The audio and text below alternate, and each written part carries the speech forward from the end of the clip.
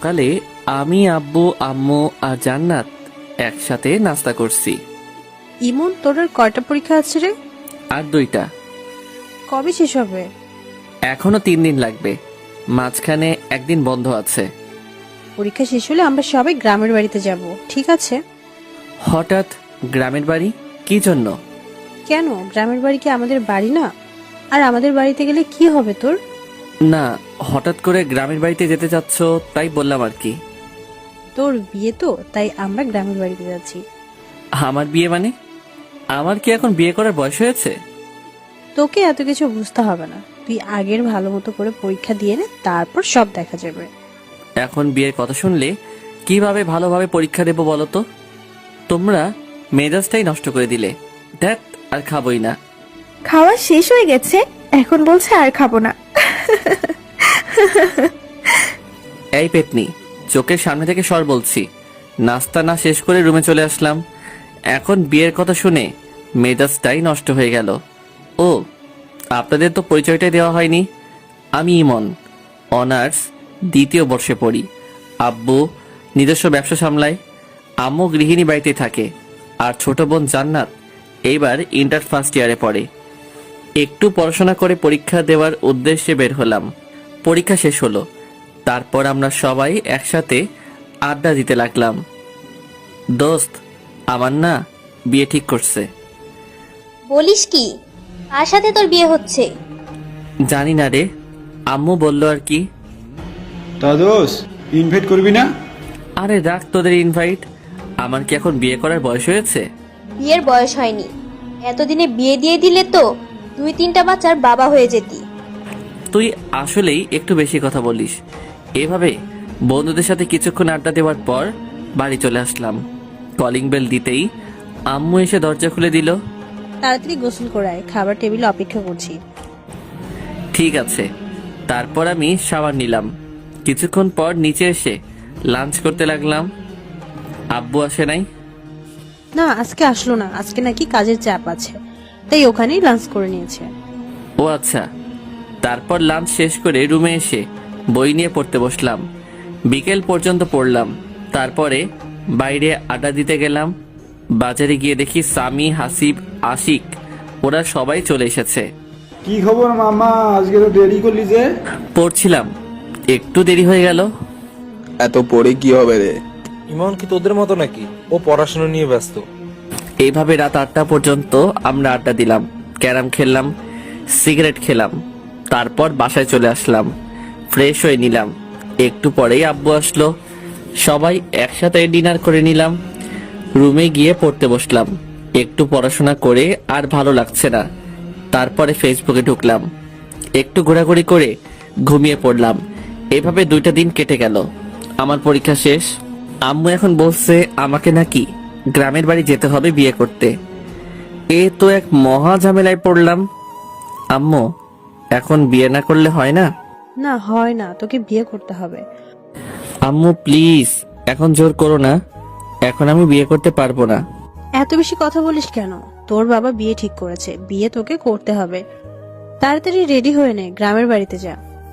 তারপর আম্মু আব্বু আমাকে একরকম জোর করে গ্রামের বাড়িতে নিয়ে যাওয়ার জন্য রাজি করালো। রাজশাহী শহর থেকে আমাদের গ্রামে যেতে প্রায় 3 ঘন্টার মতো সময় লাগে। আমরা ট্রেনে করে গ্রামের বাড়িতে যাচ্ছি। আমার মনটা একদম খারাপ। আমাকে জোর করে বিয়ে দিয়ে দিচ্ছে, একেবারে বাল্যবিবাহ। 4 ঘন্টা পর আমরা আমাদের গ্রামে পৌঁছালাম। অনেকদিন পর গ্রামে আসছি।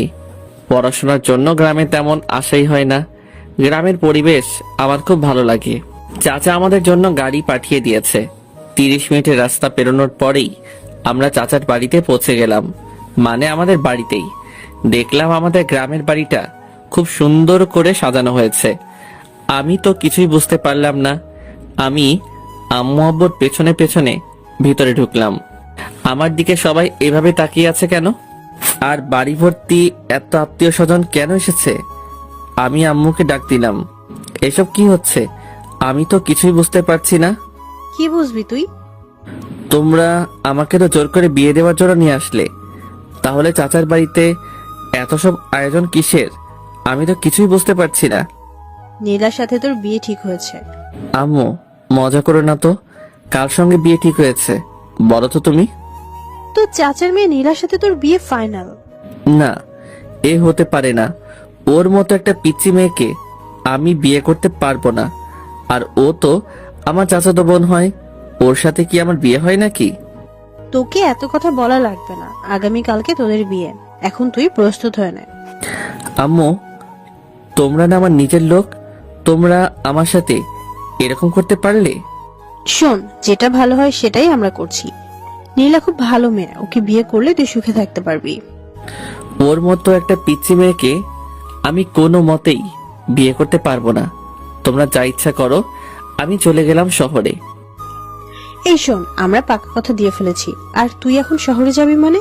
তোর বাবা জানতে পারলে আস্ত রাখবে না। আর এত কিছুর আয়োজন দেখছিস, এখন কি বিয়ে কোনোভাবে ভেঙে দেওয়া যায় নাকি? তোকে বিয়ে করতে হবে। তারপর আম্মু আব্বুকে ডাক দিল। আব্বু আর আম্মু একসাথে আমাকে প্যারা দিতে লাগলো। আমাকে কোনো কথা বলার সুযোগই দিল না। আমাকে রেখে আম্মু আর আব্বু চলে গেল। এদিকে চাচার বাড়িতে অনেক মানুষ আমাকে দেখতে আসছে, মনে হয় কখনো দেখেনি। আমি চুপচাপ বসে আছি। একের পর এক রুমের ভিতরে আসতেই আছে। একটু পর নীলা ও তার সাথে কয়েকটা মেয়ে রুমের ভেতরে আসলো। কেমন আছো তুমি? তোরা তো আমাকে ভালো থাকতে দিচ্ছিস না। ও মা, হবু বউয়ের সাথে কেউ তুই করে কথা বলে নাকি? আরে রাখ তোর বউ, আমি তোকে কখনো বিয়ে করতে পারবো না। ছি ছি, কি সব বাজে কথা বলছো তুমি? শোনো, এরা হলো আমার বান্ধবী, তোমার সাথে পরিচয় করিয়ে দেওয়ার জন্য নিয়ে আসলাম। আমি কি বলবো ভেবে পাচ্ছি না। এরা তো সবাই একদল পিচ্চি। নীলা সবেমাত্র এসএসসি পরীক্ষা দিয়েছে। এসব পিচ্চিদের সাথে আমার একদমই কথা বলতে ইচ্ছে করছে না। আমি ফোনটা বের করে টিপতে লাগলাম। একটু পরে আবার নীলা আসলো। ওগো শুনছো, ওয়াশরুমটা ওইদিকে, যাও গিয়ে শাওয়ার নিয়ে আসো। নাকি আমার কোনো হেল্প লাগবে? নীলা শোন, আমি তোর ভাই না? ভাইয়ের সাথে কেউ এরকম বলে নাকি? হ্যাঁ, তোর আর আমার কখন এসব হয় নাকি? দেখো, তুমি যদি আর একবার ভাই বোনের কথা বলো, তাহলে কিন্তু আমি শাশুড়ি আম্মাকে বিচার দেব। চুপ তুই। তোর মতো একটা পিচ্চি মেয়েকে আমি কখনো বিয়ে করতে পারবো না। চোখের সামনে থেকে সর বলছি। নীলা মুখ গোমরা করে চলে গেল। আমি কি করব ও মুখ গোমরা করলে? ওর সাথে আমার কখনো এরকম হয় নাকি? একটু পর আম্মু আসলে রুমে। এই, তুই নীলাকে কি বলেছিস? কই কিছু বলি নাই তো। বলেছে আম্মু, আমার সাথে খুব খারাপ ব্যবহার করেছে, এমনকি আমাকে মেরেছে। আরে আজব তো, আমি তোকে কখন মারলাম? আম্মু আমাকে বকাবকি করতে শুরু করলো। থাক আম্মু, ওকে আর কিছু বলো না। এরপর থেকে কিছু বললে তারপর বলবে। আচ্ছা ঠিক আছে নীলামা, তুই বলছিস তাই শুনলাম, না হলে ওকে আজ আমি মারতাম। আম্মু, তুমি ওর জন্য আমাকে মারবে? হ্যাঁ, মারবই তো। আম্মু, তুমি আমাকে বিশ্বাস পর্যন্ত করছো না। চুপ তুই, নীলা যা বলে তাই কর বলছি। আম্মু চলে গেল। নীলা শুধু চুপি চুপি হাসছে। এটা কি হলো? কিছুই হলো না। তুমি আমার কথা না শুনলে এরকমই হবে, ঠিক আছে? তুই আমার সাথে এরকম করবি? এইরকমই করব। এখন যাও বলছি, শাওয়ার নিয়ে আসো। যাব না। তোর বাপের কি? কি এত বড় কথা? আম্মু! আমি অমনি নীলার মুখটা চেপে ধরলাম। কি করছিস কি? আম্মুকে ডাকার কি দরকার? আমি আম্মুকে বলবো তুমি আমাকে আবার মারছো। তুই মিথ্যে কথা বলবি? কই মিথ্যা বলছি? আম্মুকে ডাকবো?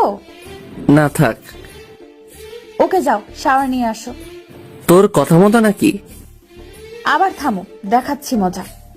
এই বলে নীলা আমাকে ঠেলতে ঠেলতে ওয়াশরুমের মধ্যে নিয়ে গেল। ওয়াশরুমের ভিতরে গিয়ে দরজা বন্ধ করে দিল। এই এই এই, এটা কি করছিস তুই?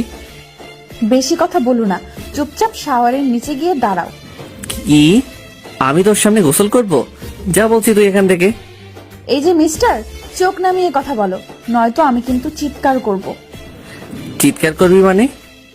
চিৎকার করব, আর সবাইকে বলবো তুমি আমাকে ওয়াশরুমে নিয়ে এসে দরজা বন্ধ করে দিয়েছো। এই না না, এমন করিস না আমার লক্ষ্মী বোন। কি? তুমি আবার আমাকে বোন বলছো? দাঁড়াও দেখাচ্ছি। এই বলে নীলা আমার একেবারে কাছে এসে আমার গলা জড়িয়ে ধরলো। আমাকে একটা লিপ কিস দিয়ে পালিয়ে গেল। ওর মতো একটা মেয়ে আমাকে কিস করলো। ওকে তো কোনোভাবেই বিয়ে করা যাবে না, আমার জীবনটা একেবারে শেষ করে দেবে। তারপরে আমি শাওয়ার নিলাম। হায় রে, ওয়াশরুমে আমি তো কোনো কাপড় নিয়ে আসি নাই। এখন আমি কি করব? এই অবস্থায় আমি কিভাবে বাইরে যাব? ওয়াশরুমের দরজা খুলে একটু মুখ বাড়াতেই দেখলাম নীলা বিছানার উপর বসে আছে। ওই নীলা, আমি না ওয়াশরুমের ভেতরে কিছুই নিয়ে আসি নাই। ব্যাগ থেকে আমার কিছু কাপড় দে না প্লিজ। এইভাবে বললে হবে না, মিষ্টি করে বলো, তারপরে আমি দিয়ে যাচ্ছি। মিষ্টি করে কিভাবে বলবো? তুমি বলো, ওগো শুনছো, ব্যাগ থেকে আমার কিছু কাপড় দিয়ে যাও না।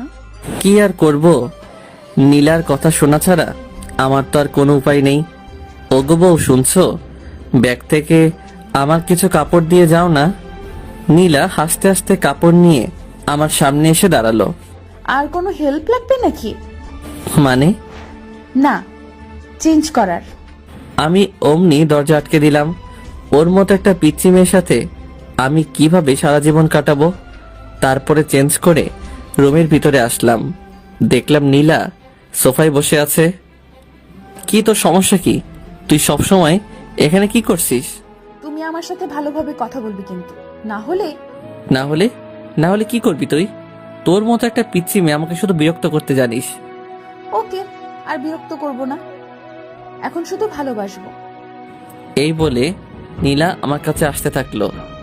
আমি আস্তে আস্তে পেছনে সরে যাচ্ছি। সরতে সরতে দেওয়ালের সাথে আটকে গেলাম। এই পিচ্চি, একদম কাছে আসবি তো বলছি। নীলা আস্তে আস্তে আমার একেবারে কাছে চলে আসলো। ভয় করছো কেন? কালই তো আমাদের বিয়ে, তারপর তো সব ঠিক হয়ে যাবে, তাই না? তুই সর বলছি। ওকে চলো, নিচে সবাই লাঞ্চ করার জন্য অপেক্ষা করছে। তুই যা, আমি তোর সাথে যাব না। বেশি কথা বলো না, একসাথে চলো বলছি, না হলে কিন্তু আবার কাছে আসবো। না না, কাছে আসিস না, চল তোর সাথে যাব। তারপর আমি নিচে গিয়ে লাঞ্চ করার জন্য একটা চেয়ারে গিয়ে বসলাম। সবাই আমাদের দিকে তাকিয়ে আছে। আমাদের বলতে আমার আর নীলার দিকে সবাই হা করে তাকিয়ে আছে। নীলার আম্মু মানে চাচি বলল, নীলা তুই জামাইয়ের পাশে গিয়ে বস। আমি তো একদম অবাক, চাচি আমাকে আগেই জামাই বলছে। না কোনো পাগলের পাল্লায় পড়লাম রে, যে কিছুই বুঝতে পারছি না। এদিকে নীলা আমার পাশের চেয়ারে বসে আমাকে শুধু বিরক্ত করে যাচ্ছে, পা দিয়ে শুধু আমার পায়ে টোকা দিচ্ছে। আমি তাড়াতাড়ি লাঞ্চ শেষ করে রুমে এসে দরজা বন্ধ করে দিলাম, যাতে পিচ্চিটা আমাকে বিরক্ত করতে না পারে। আমি ফোনটা বের করে স্বামীকে একটা ফোন দিলাম। মামা কি খবর, কি করছিস? আর বলিস না, এখানে আমার একদম ভালো লাগছে না। কবে যে বাসায় আসবো রে। কেন ভালো লাগছে না কেন? এখানে সব পিচিদের পাল্লায় পড়েছি, আমার একদমই ভালো লাগছে না। আচ্ছা মামা, তাহলে থাক, আমরা সবাই এখন ব্যস্ত আছি, পরে কথা হবে। কিসের ব্যস্ত? আরে তোদের বাড়িটা সুন্দর করে সাজিয়ে দিচ্ছি মামা, আসল ঘরটা এমন করে সাজিয়েছি না, খেলা হবে। রাখ তোর খেলা। তারপরে ফোনটা কেটে দিলাম। ফেসবুকে ঢুকে অযথাই ঘোরাঘুরি করলাম, কিছুই যে ভালো লাগছে না।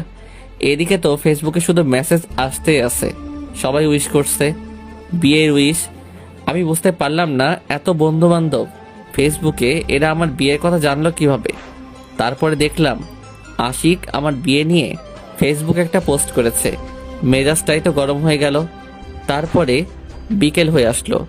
এদিকে নীলা এসে বারবার আমাকে বিরক্ত করছে। একটু পরপরই আমার রুমে আসছে, এটা সেটা বলছে। ওর বান্ধবীরা আমাকে নিয়ে হাসাহাসি করছে। আমি বুঝতে পারলাম না ওদের মতো এক একটা পিচ্চিদের সাহস কিভাবে হয় আমাকে নিয়ে হাসাহাসি করার। আমি কিছুই বললাম না, কারণ এখানে অনেক আত্মীয় স্বজন আছে। ওরা যদি জানতে পারে তাহলে কি বলবে। তারপরে রাত হয়ে আসলো, বিয়েটা তাহলে হয়ে যাচ্ছে, আমি কিছু করতে পারছি না। কি আজব, চাচাতো বোনের সাথে বিয়ে, ভাবতেই কেমন লজ্জা লাগছে। তাও একটা পিচ্চি মেয়ে, যে কিনা এবার এসএসসি দিল মাত্র। বাইরে সবাই অনেক আনন্দ করছে, গান বাজছে খুব জোরে। আমি রুমের মধ্যে বসে আছি, নিচে সবাই যে যার মতো ব্যস্ত। রুমের মধ্যে বসে মোবাইল টিপতেছি, এমন সময় নীলা আসলো। কি ব্যাপার মশাই, একা একা রুমের মধ্যে? নিচে চলেন, সবাই অনেক মজা করছে। তোর সমস্যা কি? আমি একা থাকলে? তুই যা, আমি যাব না। শোনো, তোমাকে অনেক বলেছি তুমি আমার সাথে ভালোভাবে কথা বলবে। বলবো না, কি করবি তুই? ওকে, দেখাচ্ছি কি করি। এই, না না না না। তাহলে নিচে চলো, আমার সাথে নাচবে। কি, তোর সাথে নাচবো? তাও আবার আমি? এত অবাক হয়ে লাভ নেই, যাবে কিনা সেটা তাড়াতাড়ি বলো। কখনই যাব না, তুই যা তো। ওকে, দেখাচ্ছি। এই শোন, আমার না এত জোরে আওয়াজ একদম পছন্দ না। জোরে সাউন্ড হলে আমার মাথায় সমস্যা হয়, তার জন্যই আমি নিজে যেতে চাচ্ছি না আর কি। সত্যি বলছো? হ্যাঁ, একদম সত্যি। ওকে, তাহলে নিচে যাওয়া লাগবে না, আমরা দুজন এখানে বসে গল্প করব। এই শোন, এখন দুজন একসাথে থাকলে মানুষ কি বলবে? হ্যাঁ, কে কি বললো সেটা দেখার বিষয় না, আমি আমার জামাইয়ের সাথে বসে গল্প করছি, তাতে মানুষের কি? তোর জামাই হতে আমার বয়েই গেছে। ফিস করে কি বললে? কই কিছু না তো, কিছু বলি নাই। এইভাবে দুজন অনেকক্ষণ ধরে বসে গল্প করলাম। গল্প নয় তো, অনেকটা ঝগড়ার মতো। এই নীলা শোন, আমার না এখন ঘুম পাচ্ছে, অনেক রাত হয়ে গেছে। তুই এখন যা, আমি ঘুমাবো। আর একটু থাকি না, কেন? তোমার সাথে কথা বলতে খুব ভালো লাগে। আচ্ছা, অনেক কথা বলেছিস, এখন যা, আমি ঘুমাবো। নীলা আমাকে একটা কিস করে চলে গেল। আমি এই পিচিটার জ্বালায় আস্তে আস্তে শেষ হয়ে যাচ্ছি। কি করেছে এই পিচির হাত থেকে রেহাই পাবো বুঝতে পারছি না। সকালে আম্মুর ডাকে ঘুমটা ভাঙলো, দেখলাম আম্মু আর জান্নাত এসেছে আমার রুমে। কখন উঠবে? আজ না তোর বিয়ে? বিয়ে হয়েছে তো কি হয়েছে, এত সকালে কেউ ঘুম থেকে ওঠে নাকি?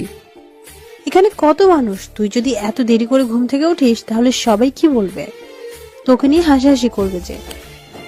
আচ্ছা যাও, উঠছি। তারপর আমি উঠে ফ্রেশ হয়ে নিলাম।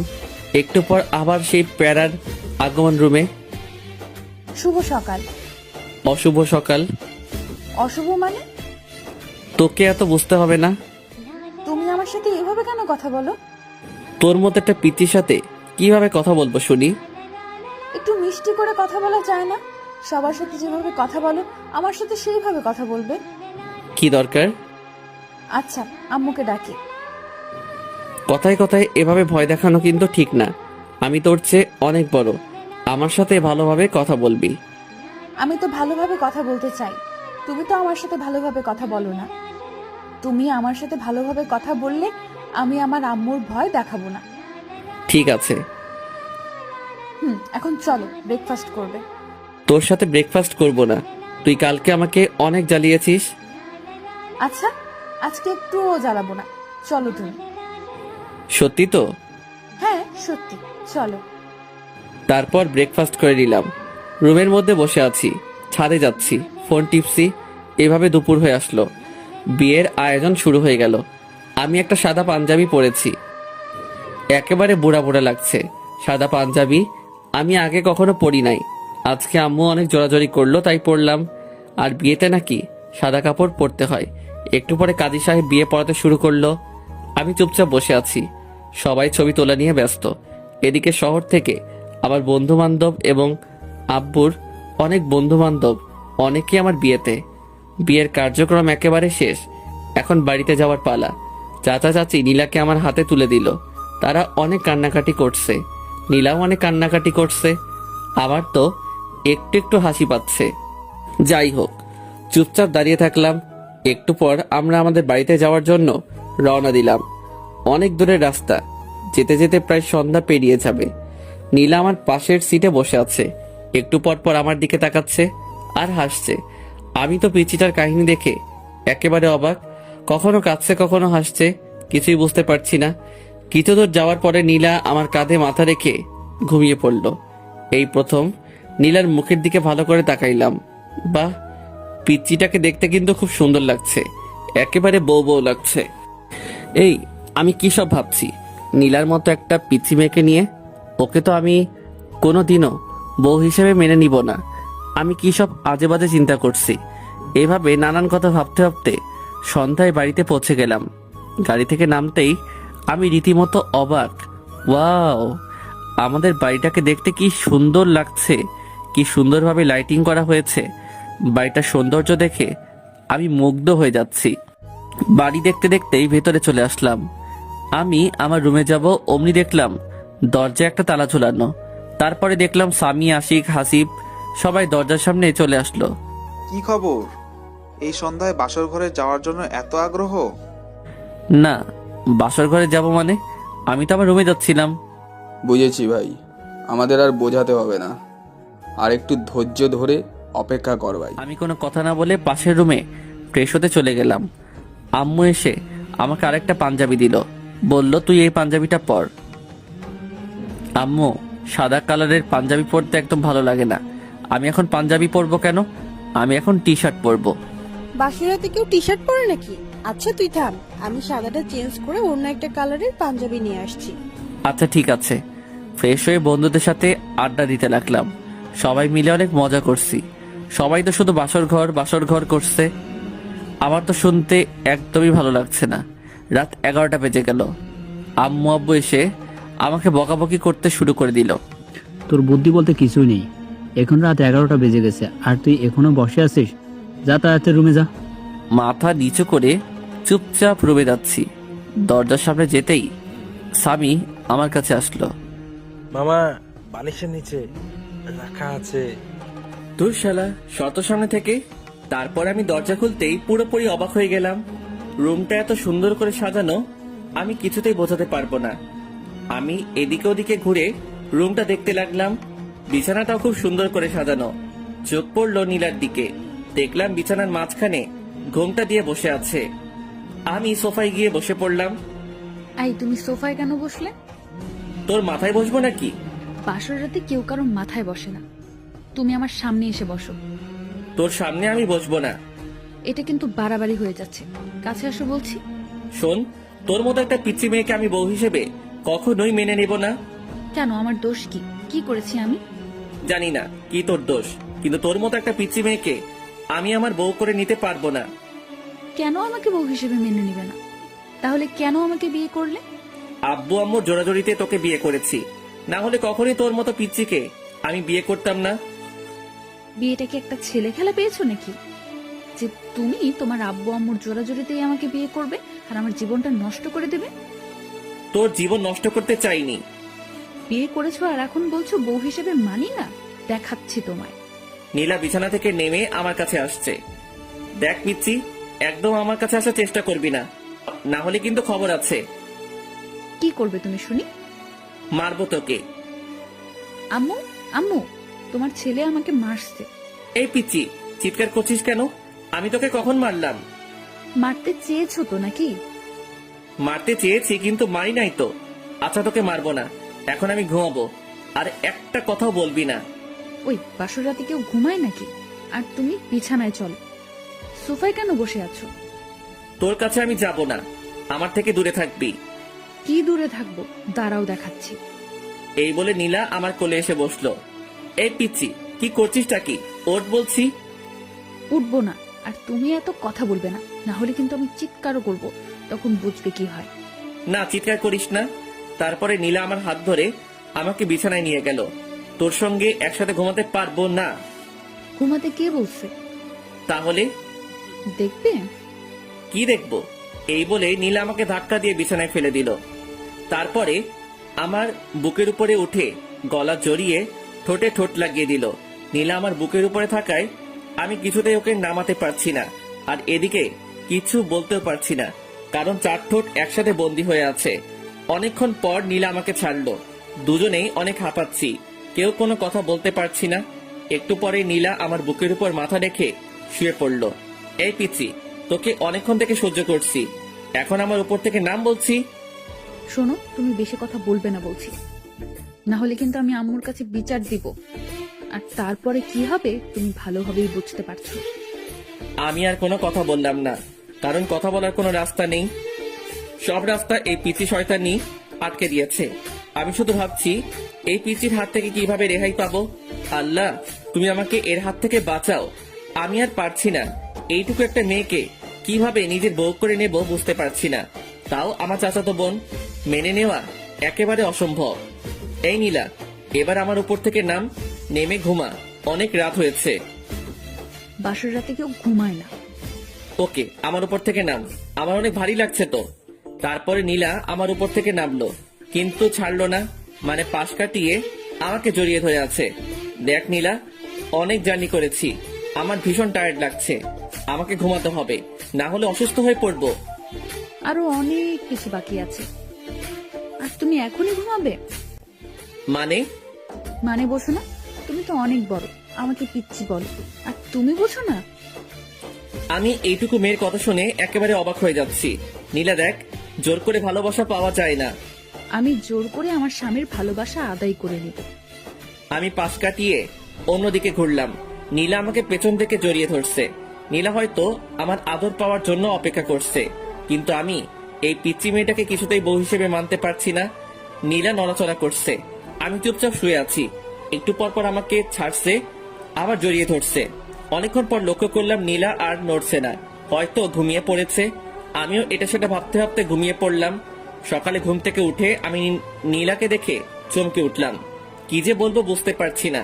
নীলার শাড়ি একেবারে এলোমেলো হয়ে আছে। আমি তো প্রথমবার দেখে ভীষণ লজ্জা পেয়েছি। এইটুকু একটা পিচ্চি মেয়ে যে কিনা নিজের শাড়ি সামলাতে পারে না, সে আমাকে কিভাবে সামলাবে? আমি অন্যদিকে তাকিয়ে নীলার শাড়িটা ওর গায়ের উপর দিতেই ও আমার হাত চেপে ধরলো। আমি বুঝতে পারলাম ও মজা করছে, মানে জেগে আছে। হাত ছাড় বলছি। চলো, তোমার জন্য অপেক্ষা করছিলাম। কোথায় যাব? গোসল করতে। আমি এত সকালে গোসল করি না। এখন থেকে প্রতিদিন সকালে গোসল করতে হবে। বললাম তো আমি সকালে গোসল করি না, তুই যা। এই, রাতে কি করলে ভুলে গেছো? এখন গোসল করবে না বললেই হবে? চলো বলছি। এই ওয়েট, রাতে কি করলাম মানে? তুই কি বলতে চাচ্ছিস? ওসব কথা আমি বলতে পারবো না, তুমি তাড়াতাড়ি গোসল করবে, চলো। এই বলে নীল আমাকে টানতে টানতে ওয়াশরুমের মধ্যে নিয়ে গেল। আমি তো একেবারে ভেবাচেকা খেয়ে গেলাম। নীলের সাথে এসব কি করলাম আমি, ভাবতে লজ্জা লাগছে। নীলা শাওয়ার ছেড়ে দিল, অমনি আমার ধ্যান ভেঙে গেল। এই কি করছিসটা কি? কেন, গোসল করছি। এই বলে দুজন একসাথে? তুই বাইরে যা। এই শোনো, এখন থেকে দুইজন একসাথে গোসল করবো, ঠিক আছে? না, একসাথে কখনোই গোসল করব না, তুই বের হয়ে যা বলতেছি। নীলা আমাকে জড়িয়ে ধরলো, দুজনেই কাক ভেজা হয়ে ভিজে গেছি। তারপরে নীলা আমাদের কাপড়গুলো ছাদে শুকাতে দিয়ে আসলো। আমি রুমের মধ্যে বসে আছি। একটু পর নীলা আসলো, এসে চিরুনি করতে লাগলো। নীলা একটু পর পর আমার দিকে তাকাচ্ছে আর হাসছে। আমি তো শুধু রাতের কথাই ভাবতেছি, কি করলাম এগুলা। জান্নাত রুমের মধ্যে আসলো। ভাইয়া, তোমরা নিচে চলো, ব্রেকফাস্ট করার জন্য সবাই বসে আছে। তারপরে আমরা তিনজন একসাথে নিচে গেলাম, গিয়ে ব্রেকফাস্ট করতে লাগলাম। আম্মু খাবার সার্ভ করে দিচ্ছে। বড় আম্মু, এগুলো আমাকে দাও, আমি সার্ভ করে দিচ্ছি। তুমি বরং বসে পড়ো, একসাথে খেয়ে নাও। এই পাগলি মেয়ে, এখন তো আমি তোর বড় আম্মু নই, এখন আমাকে শুধু আম্মু বলে। ঠিক আছে আম্মু, তুমি বসে পড়ো, আমি সার্ভ করছি। এই না, তুই তো অনেক ছোট, তুই এখন এগুলা করবি না, বড় হয়ে তারপরে করবি। ঠিক আছে আম্মু। তারপরে আমি ব্রেকফাস্ট শেষ করে ছাদে গেলাম। বসে বসে শুধু রাতের কথাই ভাবছি, কি বলতে কি করে ফেললাম। একটু পরে আশিক, হাসিব, সামি এরা ছাদে আসলো। কি খবর মামা, কেমন এনজয় করলি? খুব ভালো, তোরাও এবার একটা করে বিয়ে করে ফেল। করব, সময় হলে ঠিকই করব। তাড়াতাড়ি। এভাবে বন্ধুদের সাথে অনেকক্ষণ আড্ডা দিলাম। একটু পর নীলার বাড়ির লোকজন আসবে। আব্বু আমাকে বাড়িতে থাকতে বলেছে। আশিক, হাসিব এরা সবাই নিচে চলে গেল, ওদের নাকি কিছু কাজ আছে। আমি ছাদে বসে আছি, রুমে যাচ্ছি না, কারণ রুমে গেলে নীলা দুষ্টামি করতে শুরু করবে। কিছুক্ষণ পর নীলা আমাকে খুঁজতে খুঁজতে ছাদে চলে আসলো। তুমি এখানে কি করছো? আর আমি তোমাকে সারা বাড়ি খুঁজে পাচ্ছি না। আমাকে কেন খুঁজছিস? না, এমনি। তুমি আমার কাছাকাছি না থাকলে আমার ভালো লাগে না। কিন্তু আমার তোর কাছে থাকতে একদম ভালো লাগে না, তাই তোর থেকে দূরে আছি। যা, এখন তুই নিচে যা, আমাকে আমার মতো থাকতে দে। শোনো, তুমি কিন্তু এরকম করলে আমি আম্মুর কাছে বিচার দিব। কি বারবার আম্মু আম্মু করে ভয় দেখাস? যা তো চোখের সামনে থেকে। নীলা ছাদ থেকে নিচে চলে গেল। একটু পর আম্মুকে ডেকে নিয়ে আসলো ছাদে। এই, তুই বৌমার সাথে ভালোভাবে কেন কথা বলি? কই, ভালোভাবেই তো কথা বলি। না আম্মু, আমার সাথে একদম ভালোভাবে কথা বলে না, আমাকে শুধু কথায় কথায় ধমক দেয়। এরপর থেকে যদি বৌমার সাথে এরকম ব্যবহার করিস তাহলে কিন্তু খবর আছে। তোর আব্বুর সাথে সবকিছু বলবো, তারপর বুঝবি। না আম্মু, এরপর থেকে আর ধমক দিয়ে কথা বলবো না। এবার থেকে ভালোভাবে কথা বলবো, ঠিক আছে? আচ্ছা ঠিক আছে, এরপর থেকে আর যেন এরকম কিছু না শুনি। আচ্ছা ঠিক আছে আম্মু। তারপরে আম্মু চলে গেল। নীলা মুচকি হাসছে। এই পিচ্ছি, আমাকে বারবার বকা খাওয়াতে তোর বুঝি ভালো লাগে? না, একদমই ভালো লাগে না। আমার প্রাণের স্বামী ছোট বাচ্চাদের মতো তার আম্মু আব্বুর কাছে বকা খায়, এগুলো আমার একদমই ভালো লাগে না। তাহলে কেন বারবার আম্মুর কাছে বিচার দিস? কারণ তুমি আমার সাথে ভালোভাবে কথা বলো না, আমার কথা একটাও শোনো না। আচ্ছা, এবার থেকে শুনবো। আর শোন, রাতের ওই বিষয়টার জন্য সরি। আসলে আমি ঘুমের মধ্যে কি করেছি বুঝতে পারি নাই। প্লিজ তুই কিছু মনে করিস না। কি হলো, হাসছিস কেন? তুমি তো রাতে কিছুই করনি, আমি এমনিতেই মজা করে ওগুলো বলেছিলাম। কি শয়তাননি, তুই আমার সাথে একদম এগুলো করবি না। আচ্ছা, এবার থেকে আর ওরকম করব না। চলো এবার নিচে চলো। নিচে যাচ্ছি। এমন সময় নীলা চিৎকার দিয়ে উঠলো। অমনি আম্মু আর জান্নাত চলে আসলো। কি হয়েছে, চিৎকার করলি কেন? আম্মু পায়ে মচকা লেগেছে। কি ব্যাপার ইমন, তুই থাকতে নীলার পায়ে মস্কা লাগলো কিভাবে? আজব তো, ওর পায়ে মচকা লাগলে সেটা আমি কিভাবে বলবো? আম্মু, আমি কিছুতেই হাঁটতে পারছি না, পায়ে খুব ব্যথা করছে। ইমন, তুই নীলাকে কোলে করে রুমে নিয়ে যা। কি? আমি কাউকে কোলে নিতে পারবো না। যেটা বলছি সেটা কর। কি আর করব? নীলাকে কোলে করে রুমে নিয়ে গেলাম। আম্মু ফ্রিজ থেকে বরফ দিয়ে গেল আর বলল নীলার পায়ে বরফ দিয়ে দিতে। আমি আম্মুর কথা মতো নীলার পায়ে বরফ দিয়ে দিলাম। নীলা শুধু আমার দিকে তাকিয়ে মুচকি হাসছে। হাসছিস কেন? আমি কোনো ব্যথা পাইনি, শুধু তোমার কোলে ওঠার জন্য এগুলো করলাম। কি? থাম, তোকে দেখাচ্ছি। এই বলে আমি নীলাকে বালিশ দিয়ে মারতে শুরু করলাম। নীলা দৌড়ে দৌড়ে পালাচ্ছে, আমিও ওর পিছু পিছু দৌড়াচ্ছি। তারপরে এই বলে আমি নীলাকে বালিশ দিয়ে মারতে শুরু করলাম। নীলা দৌড়ে দৌড়ে পালাচ্ছে, আমিও ওর পিছু পিছু দৌড়াচ্ছি। তারপরে নীলা হোঁচট খেয়ে মেঝেতে পড়ে গেল। ও মা গো, মরে গেলাম। তুই আবার আমাকে বোকা বানাচ্ছিস? থাম, তোকে দেখাচ্ছি। এই বলে আমি নীলাকে বালিশ দিয়ে মারতে শুরু করলাম। নীলা পায়ে হাত দিয়ে বসে আছে। শোনো, আমি সত্যিই বলছি, এবার আমার পায়ে খুব লেগেছে, খুব ব্যথা পাচ্ছি। কই দেখি তোর পা। দেখলাম নীলার পা অনেকটা ফুলে আছে। আমি বুঝতে পারলাম এবার ওর পায়ে সত্যি সত্যি লেগেছে। আমি নীলাকে উঠিয়ে বিছানায় শুইয়ে দিলাম। তারপর নীলার পায়ে বরফ লাগিয়ে দিলাম। একটু পর নীলার বাড়ির লোকজন আসলো। আমি আর নীলা সবার সাথে কথা বললাম। আম্মু বলল আমাকে নাকি আজকে নীলার বাড়িতে যেতে হবে, এটা নাকি নিয়ম। আমি অনেক অজুহাত দেখিয়ে না যাওয়ার চেষ্টা করলাম, কিন্তু আমাকে জোর করে পাঠিয়ে দিল। বিকেলের দিকে আমি নীলা আর জান্নাত রওনা দিলাম শ্বশুর বাড়িতে। পৌঁছাতে পৌঁছাতে রাত্রি হয়ে গেল। ওখানে পৌঁছে ফ্রেশ হয়ে ডিনার করে নিলাম। নীলার বাড়িতে এখনো অনেক আত্মীয় স্বজনরা আছে। এখানে এসে জামাই আদর ভালোই পেলাম। রাতে রুমে বসে আছি, এমন সময় নীলা আসলো। এই চলো না, দুজন ছাদে ঘুরে আসি। ভালো লাগছে না, তুই যা। তুমি সবসময় এরকম করো কেন? কি রকম করি? এই যে, আমার একটা কথাও শোনো না। এই রাত্রিবেলা কেউ ছাদে যায় নাকি? আচ্ছা, ছাদে যাওয়া লাগবে না, আমার কাছে আসো। তোর কাছে যাবো মানে? আমার কাছে আসো, আমি তোমাকে আদর করব।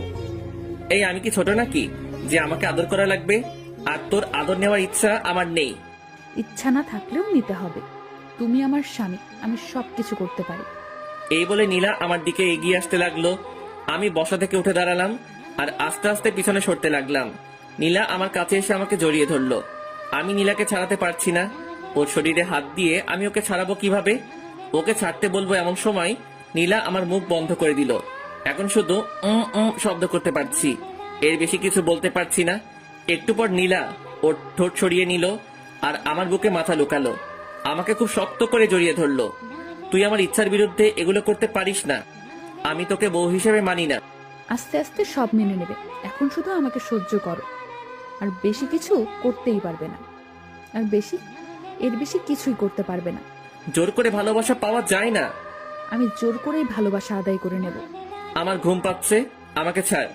তুই আজ কোনো ঘুম হবে না, আজ সারা রাত শুধু রোম্যান্স হবে। তুই পিচ্ছি মেয়ে, তুই রোমান্সের কি বুঝিস? অনেক কিছুই বুঝি। আমি নীলার কাছ থেকে ছুটে বিছানায় এসে শুয়ে পড়লাম। নীলা এসে আবারও পাশে শুয়ে পড়লো। আমি নীলার বিপরীত দিকে তাকাইলাম। নীলা আমাকে পেছন থেকে জড়িয়ে ধরলো। আমি বারবার ছাড়তে বললাম, কিন্তু ও ছাড়লো না। আসলে নীলা আমার কোনো কথাই শোনে না, ওর যেটা মন চায় সেটাই করে। নীলা জোর করে আমার মাথা ওর দিকে ঘুরিয়ে নিল। এই কি চাস তুই বলতো? আমার দিকে তাকিয়ে দেখো, আমার কি লাগবে? সেটা তুই কখনোই পাবি না। বৃথা চেষ্টা করিস না, আমাকে ছেড়ে দে। নীলা এবার চোখ বড় বড় করে তাকালো। আমার তো কেমন ভয় লাগছে ওকে দেখে। নীলা এবার আমার চুল ধরে আমার মাথা ওর বুকের মধ্যে জড়িয়ে ধরলো। আমি ছটফট করতে লাগলাম। এইটুকু একটা পিচ্চিমের কারবার দেখে আমি জোরে নড়াচড়া করতে পারছি না। নীলা খুব শক্ত করে আমার চুল ধরে আছে। একটু নড়তেই আমার চুলে লাগছে। এভাবে নীলার অত্যাচার সহ্য করতে হলো প্রায় 2 ঘন্টার মতো। নীলা ঘুমিয়ে পড়েছে, কিন্তু আমাকে ছাড়ছে না। আমি কোনোভাবেই ওর কাছ থেকে নিজেকে ছাড়াতে পারলাম না। ভাবছি কি করা যায়। মাথায় একটা বুদ্ধি এলো। এখান থেকে বাড়িতে গিয়ে আমি ঢাকায় চলে যাব। ঢাকায় গিয়ে একটা জব করব, আর নীলাকে বাসায় রেখে যাব, যাতে ওর অত্যাচার আমাকে না সহ্য করতে হয়। বাহ, দারুণ বুদ্ধি পেলাম। একটু পরে আমি ঘুমিয়ে পড়লাম। সকালে ঘুম থেকে উঠে আমি আজকেও অবাক। নীলা শাড়ির মধ্যে আমাকে পিছিয়ে নিয়েছে, একেবারে 2-3টা প্যাচ দিয়েছে। কি করব বুঝতে পারছি না। এখান থেকে বেরোতে লাগলে নীলার শাড়ি খুলে যাবে। আমি খুব ভালোভাবে বুঝতে পারছি এগুলো ও নিজের ইচ্ছাতেই করে। না জানি ঘুমের মধ্যে আরো কত কিছুই না করে। আমি নীলার শাড়ির মধ্যে থেকে বের হওয়ার চেষ্টা করছি, কিন্তু বের হতে পারছি না। আমি একটু নাড়াচাড়া করতেই নীলা চোখ খুলল। আমি জানতাম তুমি আমার কাছে আসবেই। এই চুপ কর। আমার মোটেও তোর কাছে আসার কোনো ইচ্ছা নেই। তুই আমাকে তো শাড়ির মধ্যে প্যাচ দিয়েছিস। ওমা, আমি কোথায় প্যাচ দিলাম? তুমি নিজেই এসেছো, আমি বুঝতে পারছি। এই চুপ, আর একটা কথা বলবি না। আমাকে বের হতে দে। তারপরে নীলা ওর শাড়ি খুলে ফেললো। আমি চুপচাপ বিছানা থেকে উঠে ওয়াশরুমে গেলাম। আমি ফ্রেশ হয়ে আসলাম। তারপরে নীলা ফ্রেশ হতে গেল। একটু পরে নিচে গেলাম ব্রেকফাস্ট করতে। ব্রেকফাস্ট করছি এমন সময় চাচি বলল, এখন তো আর চাচি না, এখন আমার শাশুড়ি আম্মা। ইমন, তুমি তো আর গ্রামে আসো না। আজকে নীলার সাথে গ্রামটা ঘুরে দেখো, ঠিক আছে? আচ্ছা ঠিক আছে। আমি কি ভাইয়ের সাথে যেতে পারি না? অবশ্যই, তুমিও যাবে। একসাথে সবাই গ্রামটা ঘুরে দেখবে। আচ্ছা ঠিক আছে, আমরা এখনই যাব। তারপর ব্রেকফাস্ট শেষ করে আমরা 3 জন বেরিয়ে পড়লাম গ্রামটা ঘুরে দেখতে। গ্রাম আমার ভীষণ ভালো লাগে। এখানকার পরিবেশটা কত সুন্দর, কোনো শব্দই নেই। গ্রামের পাশে একটা নদী আছে, নদীর পাশ দিয়ে ঘুরে বেড়াচ্ছি। নদীর সৌন্দর্য অনেক, দুপাশে অনেক কাশফুল। এভাবে নীলার অত্যাচার আর সকালে বিকেলে গ্রামের সৌন্দর্য দেখে দেখে 2টা দিন কেটে গেল। আজ সকালে আমরা শহরে যাব। সবাই নিজ নিজ রেডি হচ্ছি। সবার কাছ থেকে বিদায় নিয়ে রওনা দিলাম শহরের উদ্দেশ্যে। আমাদের বাসায় পৌঁছাতে পৌঁছাতে দুপুর পেরিয়ে গেল। বাসায় এসে ফ্রেশ হয়ে নিলাম।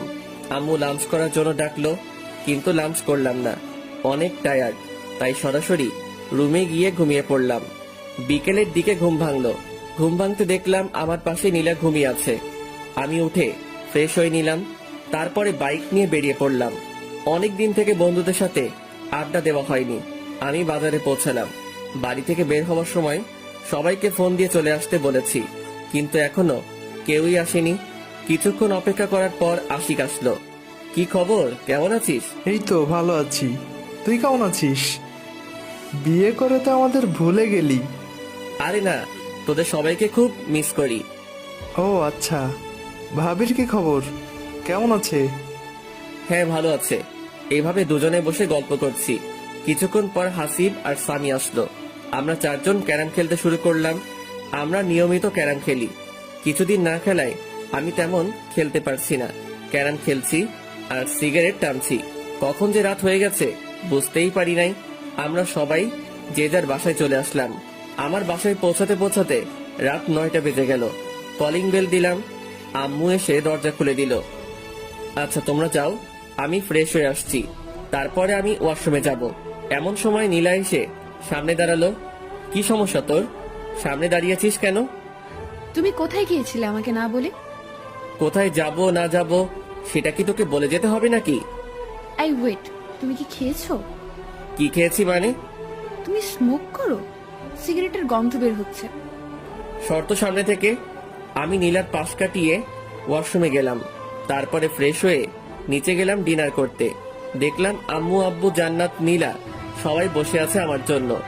একসাথে ডিনার করবে, তাই আমি গিয়ে বসে পড়লাম। আম্মু খাবার সার্ভ করতে শুরু করলো। আম্মু, তুমিও বসে পড়ো, আমাদের সাথেই খাবে। আচ্ছা ঠিক আছে, বসছি, তোরা খেতে শুরু কর। আব্বু, আমার কিছু কথা ছিল। হ্যাঁ বলো। আব্বু, আমি এখন জব করব। অনেক তো বসে থাকলাম, এখন একটা কোনো কাজ করি। তাছাড়াও এখন তো বিয়ে করেছি, একটা জব করা দরকার। না, তোকে কোনো জব করতে হবে না। দেখ, ভালো লাগে না। আমার একটা কথাও তোমরা শোনো না। আমি ডিনার না শেষ করে রুমে চলে আসলাম। নীলার কাছ থেকে বাঁচার একটা বুদ্ধি পেলাম। এটাও আব্বু বন্ধ করে দিল। এখন কি করব? কিভাবে এই পিচ্চি শয়তানির হাত থেকে বাঁচবো? একটু পরেই নীলা আসলো। নীলা এসে দরজা লক করে দিল। এই, তোমার সমস্যা কি? কোনো সমস্যা নেই। বলো বলছি। এই শোন, মাথা এমনিতেই গরম হয়ে আছে, আর রাগিয়ে দিস না বলছি। আমি বুঝতে পেরেছি তুমি আমার হাত থেকে বাঁচার জন্য বাইরে জব করতে যেতে চাচ্ছ। একটা কথা শুনে রাখো, আমার হাত থেকে তোমার নিস্তার নেই। তুমি যেখানেই যাও, আমি সব সময় তোমার পাশে থাকবো। তুই আসলেই একটু বেশি কথা বলিস। বেশি দেখছোটা কি? এখন দেখবে। মানে কি বলছিস? মানে তুমি স্মোক করো। এখন আমি সরাসরি আম্মুকে বলে দিব। তুই দেখেছিস আমি স্মোক করি? দেখি নাই, তবে গন্ধ পেয়েছি। এখনই আমি আম্মুকে বলছি। এই বলে নীলা বাইরের দিকে যেতে লাগলো। আমি ওর হাতটা ধরলাম। এই, আম্মুকে বলিস না প্লিজ। এর আগে আম্মু অনেক বকাবকি করেছিল, এমনকি আমাকে চর মেরেছিল। আচ্ছা বলবো না, আমার কয়েকটা শর্ত আছে। এগুলো শুনলে আমি আর আম্মুকে বলবো না। কি শর্ত? শর্তগুলো মানতে হবে কিন্তু, না হলে আমি সরাসরি আম্মুর কাছে যাব আর গিয়ে বলবো, আম্মু তোমার ছেলে আমাকে মেরেছে, আমার সাথে খারাপ ব্যবহার করেছে এবং সিগারেট খেয়েছে। আচ্ছা কি শর্ত বল? আমার সাথে ভালো করে কথা বলতে হবে, মানে তুমি করে কথা বলতে হবে। এসব তুই চলবে না, আমি যা বলবো সেগুলো তোমাকে শুনতে হবে। কখনোই পারবো না। ওকে, তাহলে যাই আম্মুর কাছে, গিয়ে বলি তার ছেলে সিগারেট টানার গল্প। না বলিস না। তাহলে আমার কথা শুনতে হবে। আচ্ছা ঠিক আছে, শুনবো। থ্যাংক ইউ, এ বলে একটা কিস বসিয়ে দিল। আমি শুধু মাথা নিচু করে থাকলাম, কিছুই করতে পারছি না। আবার একটা বুদ্ধি বের করতে হবে। আই, কি ভাবছো? না কিছু না। ওকে, তাহলে এখন আমাকে একবার জড়িয়ে ধরো। পারবো না, সর। দুইটা অপরাধ করলে। দুইটা মানে? এক, আবার তুই করে কথা বলছো, আর দুই, আমার কথা শোনো নাই। আচ্ছা তুমি করে না বললে হয় না? না হয় না, জড়িয়ে ধরো বলছি। কি আর করব, ইচ্ছা না থাকা সত্ত্বেও নীলাকে হালকা করে জড়িয়ে ধরলাম। নীলা মুচকি হাসলো আর আমাকে শক্ত করে জড়িয়ে ধরলো। নীলা প্লিজ, তুমি আমার কাছ থেকে স্বামীর অধিকার চেও না। আচ্ছা চাইবো না, সময় হলে তুমি এমনিতেই দিবে। আচ্ছা ঠিক আছে, এখন ঘুমাই তাহলে। ঠিক আছে চলো। আজ অন্যদিকে তাকিয়ে ঘুমানোর আগেই নীলা আমাকে সামনাসামনি জড়িয়ে ধরলো। কি করব কিছুই বুঝতে পারছি না। আস্তে আস্তে এই পিচ্চি মেয়েটার মায়ায় পড়ে যাচ্ছি। নীলার প্রতি কি আমার বেশি অন্যায় করা হচ্ছে না? আমি কি ওকে আপন করে নেব? না, কি সব ভাবছি। ও তো আমার চাচাতো বোন। চাচাতো বোন কি আর বউ হয়? এই, তুমি কি ভাবছো গো? না কিছু না। বলো বলছি। না তেমন কিছু না। আমার একটা গার্লফ্রেন্ড আছে, ওকে নিয়ে ভাবছি। সত্যি বলছো? হ্যাঁ। তুমি না এখন বিয়ে করেছো? তোমার গার্লফ্রেন্ড থাক বা না থাক, সবকিছু ভুলে যাও। কখনোই পারবো না। এর জন্য তুমি আমাকে আপন করে নিচ্ছ না? হ্যাঁ, নীলা আমাকে ছেড়ে দিল, মনে হয় কষ্ট পেয়েছে। পাক, একটু একটু কষ্ট পেলে আমাকে ছেড়ে চলে যাবে, আর তখনই আমার শান্তি হবে। এই পিচির জ্বালা আমার একদম সহ্য হয় না। তারপরে এটা সেটা ভাবতে ভাবতে ঘুমিয়ে পড়লাম। সকালে ঘুম থেকে উঠে দেখি নীলা আমার পাশে নেই। আজ একটু অবাক হলাম। প্রতিদিন ঘুম থেকে উঠে পিচ্চি যেরকম জ্বালা সহ্য করি, আজকে বেঁচে গেলাম। ব্যাপারটা কি? দেখলাম পিচ্চি গোসল করে বেরিয়ে আসছে, ভেজা চুল নিয়ে।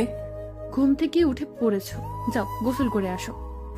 আমার এত সকালে গোসল করতে ভালো লাগে না।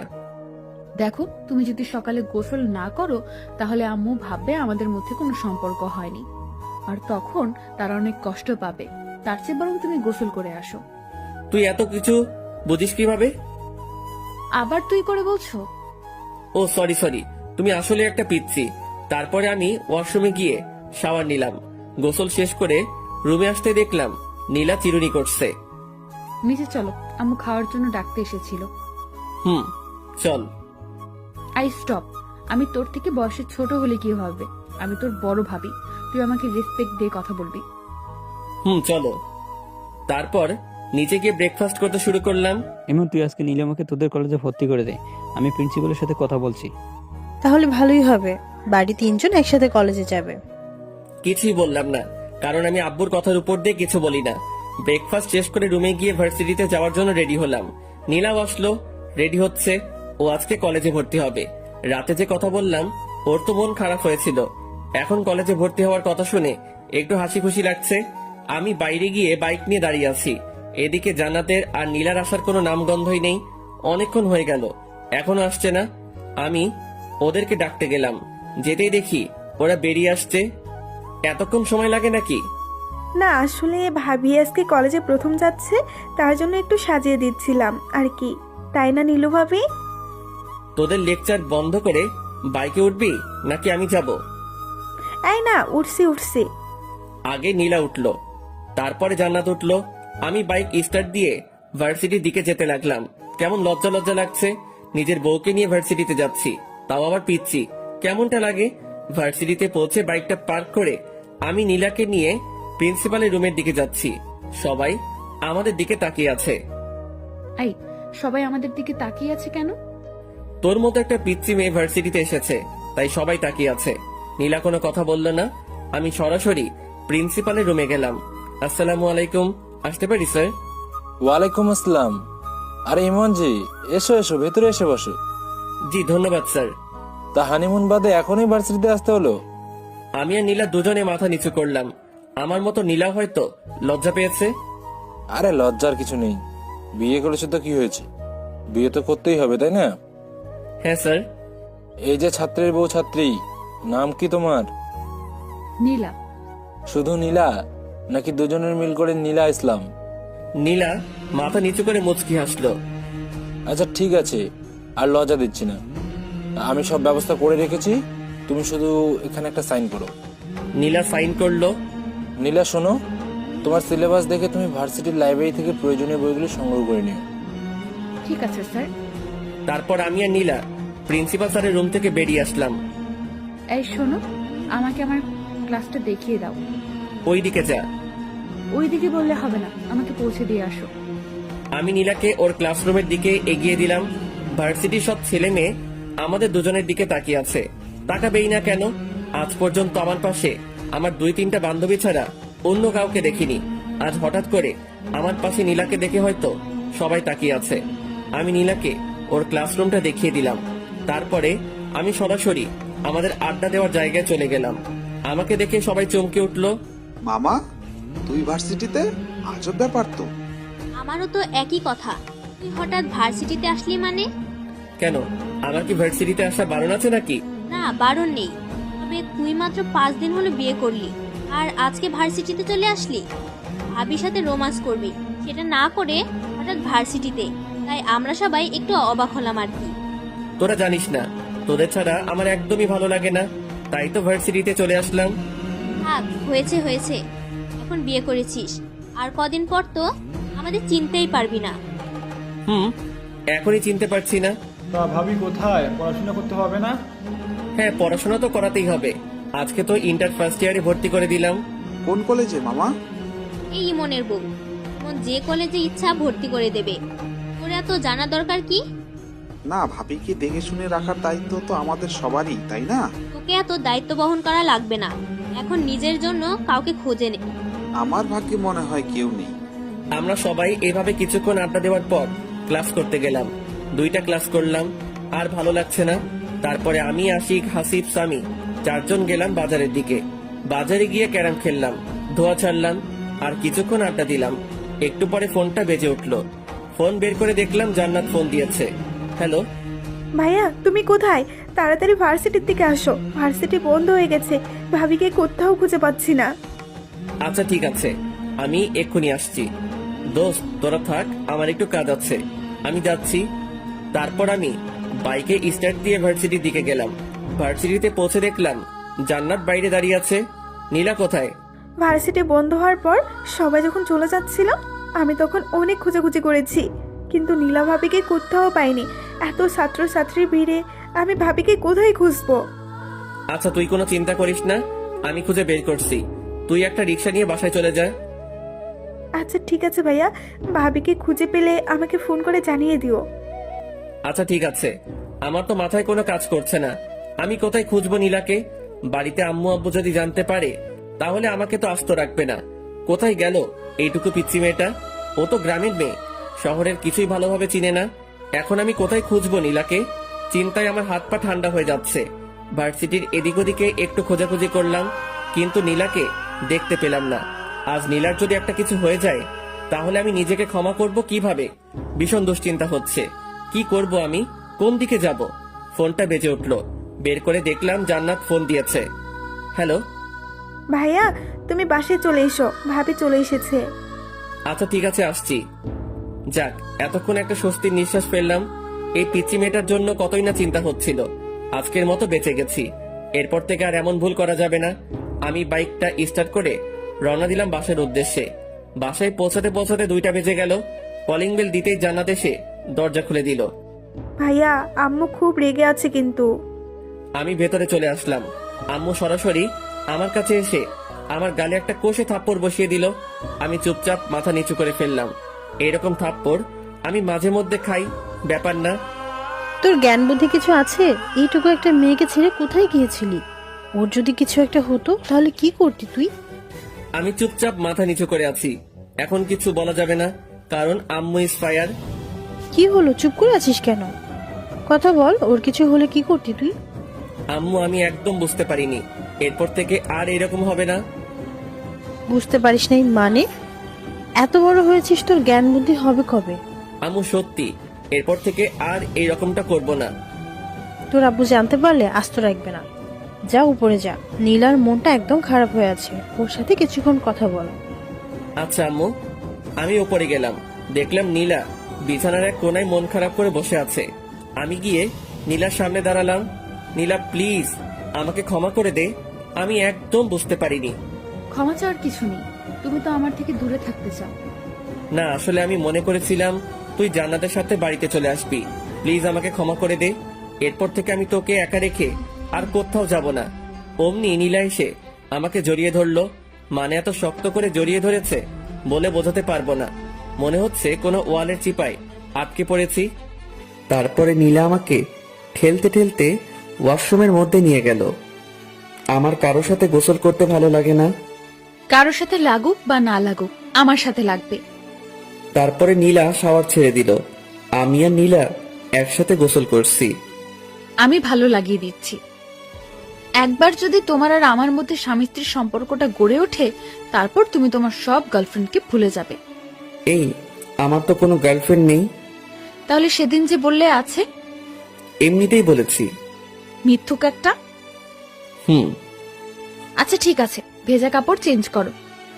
মানে কি বলছিস? কি কি বলছি বুঝতে পারছো না? চেঞ্জ করো তাড়াতাড়ি। তোর সামনে?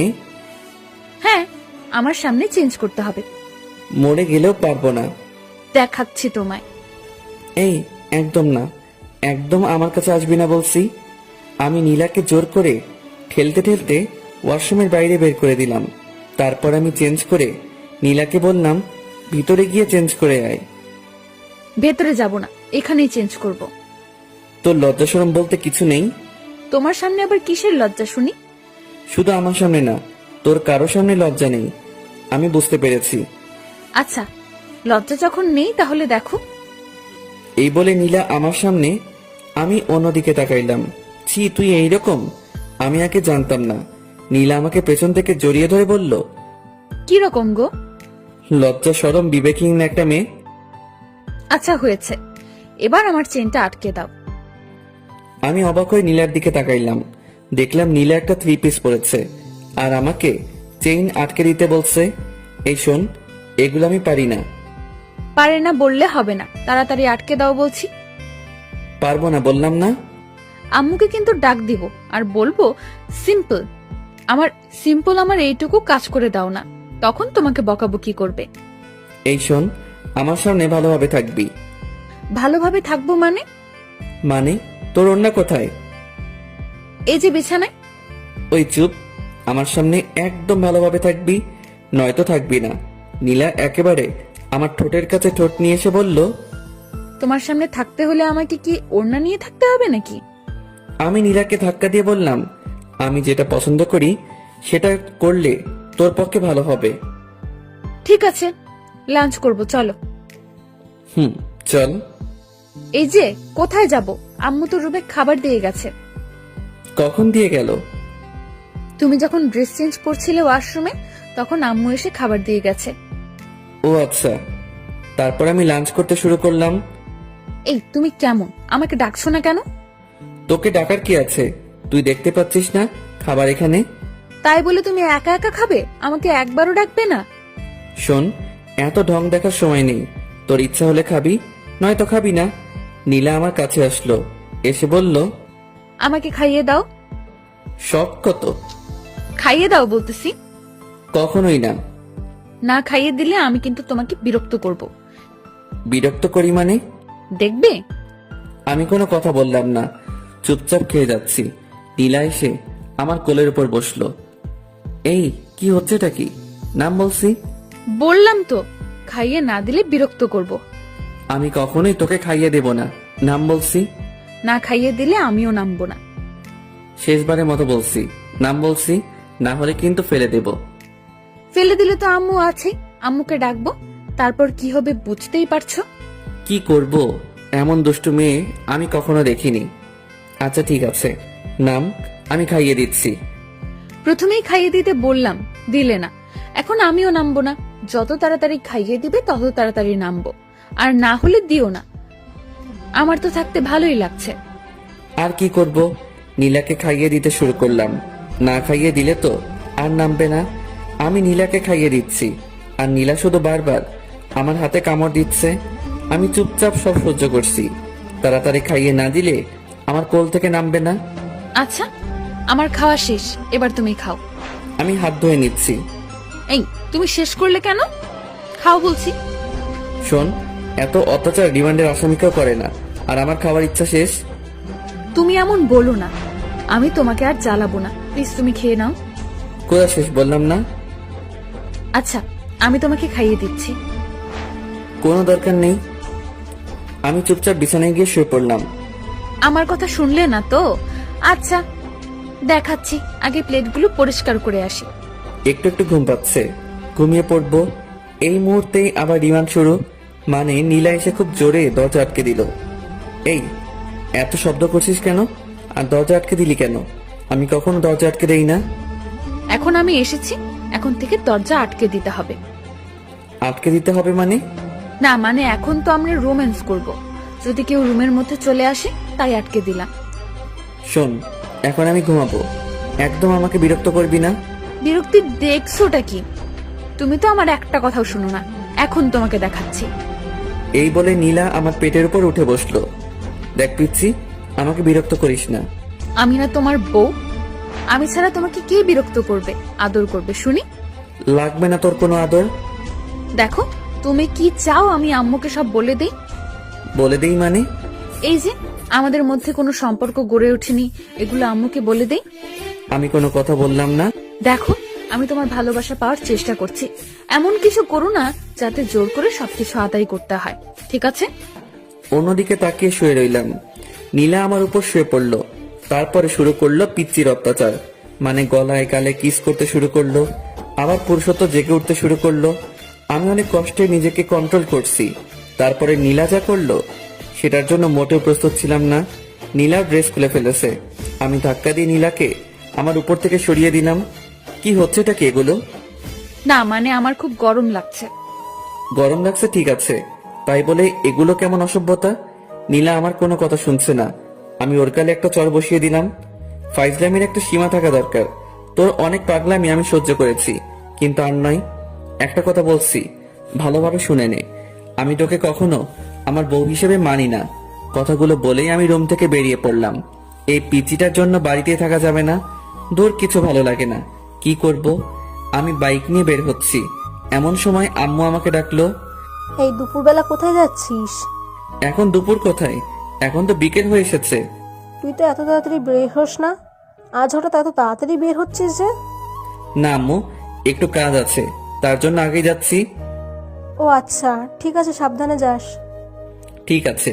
তারপরে আমি বাইক নিয়ে বেরিয়ে পড়লাম বাজারের দিকে। এত সকাল সকাল তো কেউ আসবে না, সবাইকে একটা ফোন করি তাহলে আসবে। আমি সবাইকে ফোন দিয়ে বাজারে আসতে বললাম। আমি বাজারে পৌঁছাবার কিছুক্ষণ পর সবাই আসলো। তারপরে জমিয়ে আড্ডা দিতে শুরু করলাম। আজ একটু বেশি রাত করে ফেলেছি, মানে 10টা বেজে গেছে।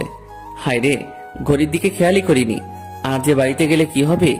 এমনিতেই দুপুরে আম্মু অনেক বকাবকি করেছে, তাড়াতাড়ি বাড়িতে যেতে হবে। আমি সবাইকে বাড়িতে যেতে বললাম। সবাই নিজ নিজ বাড়িতে চলে যাচ্ছি। বাড়িতে পৌঁছাতে আমার 10:30 বেজে গেছে। অনেক ভয়ে ভয়ে কলিং বেল দিলাম। আম্মু এসে দরজা খুলে দিল। আম্মু সরাসরি আমার কান ধরলো। এই বিলাই, কয়টা বাজে এখন? 10:30 আম্মু। খুব তো বড় গলায় বলেছিস 10:30। তোকে না আমি 9টার মধ্যে বাড়ি আসতে বলেছি? আসলে আব্বু, আজকে একটু আশিকের বাসায় ছিলাম, তাই আস্তে আস্তে একটু দেরি হয়ে গেছে। আচ্ছা হয়েছে, যা ফ্রেশ হয়ে আয়, ডিনার করবি। ঠিক আছে আব্বু, আজকের মতো মিথ্যা বলে বেঁচে গেলাম। তারপরে আমি ফ্রেশ হয়ে ডিনার করতে আসলাম। এ কি, তুই একা আসলি যে? নীলাকে ডেকে আনলি না? আমি মনে করেছি ও নিচে আছে। আচ্ছা, ডেকে আনছি। নীলাকে ডাকতে গেলাম। রুমের মধ্যে তো নীলাকে খুঁজে পাচ্ছি না। কোথায় গেল মেয়েটা? ওয়াশরুমে খুঁজলাম, নেই। তারপরে বেলকনিতে গেলাম, দেখলাম নীলা দাঁড়িয়ে আছে। নিচে চলো, আম্মু ডাকছে।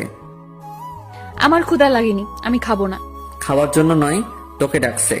এই বলে আমি চলে আসলাম। নীলাও আমার পিছু পিছু আসলো। আম্মু, তুমি আমাকে ডেকেছো? অনেক রাত হয়েছে, আয় খেয়ে নে। আম্মু, আমার একদম ক্ষুধা লাগেনি। ক্ষুধা লাগেনি মানে? কি হয়েছে মা, বলতো? কই আম্মু, কিছু হয়নি তো। তোর মন খারাপ লাগছে? কি হয়েছে মা, আমাকে বল। না আম্মু, আমার কিছুই হয়নি, এমনিতেই ভালো লাগছে না। এদিকে আয় তো মা।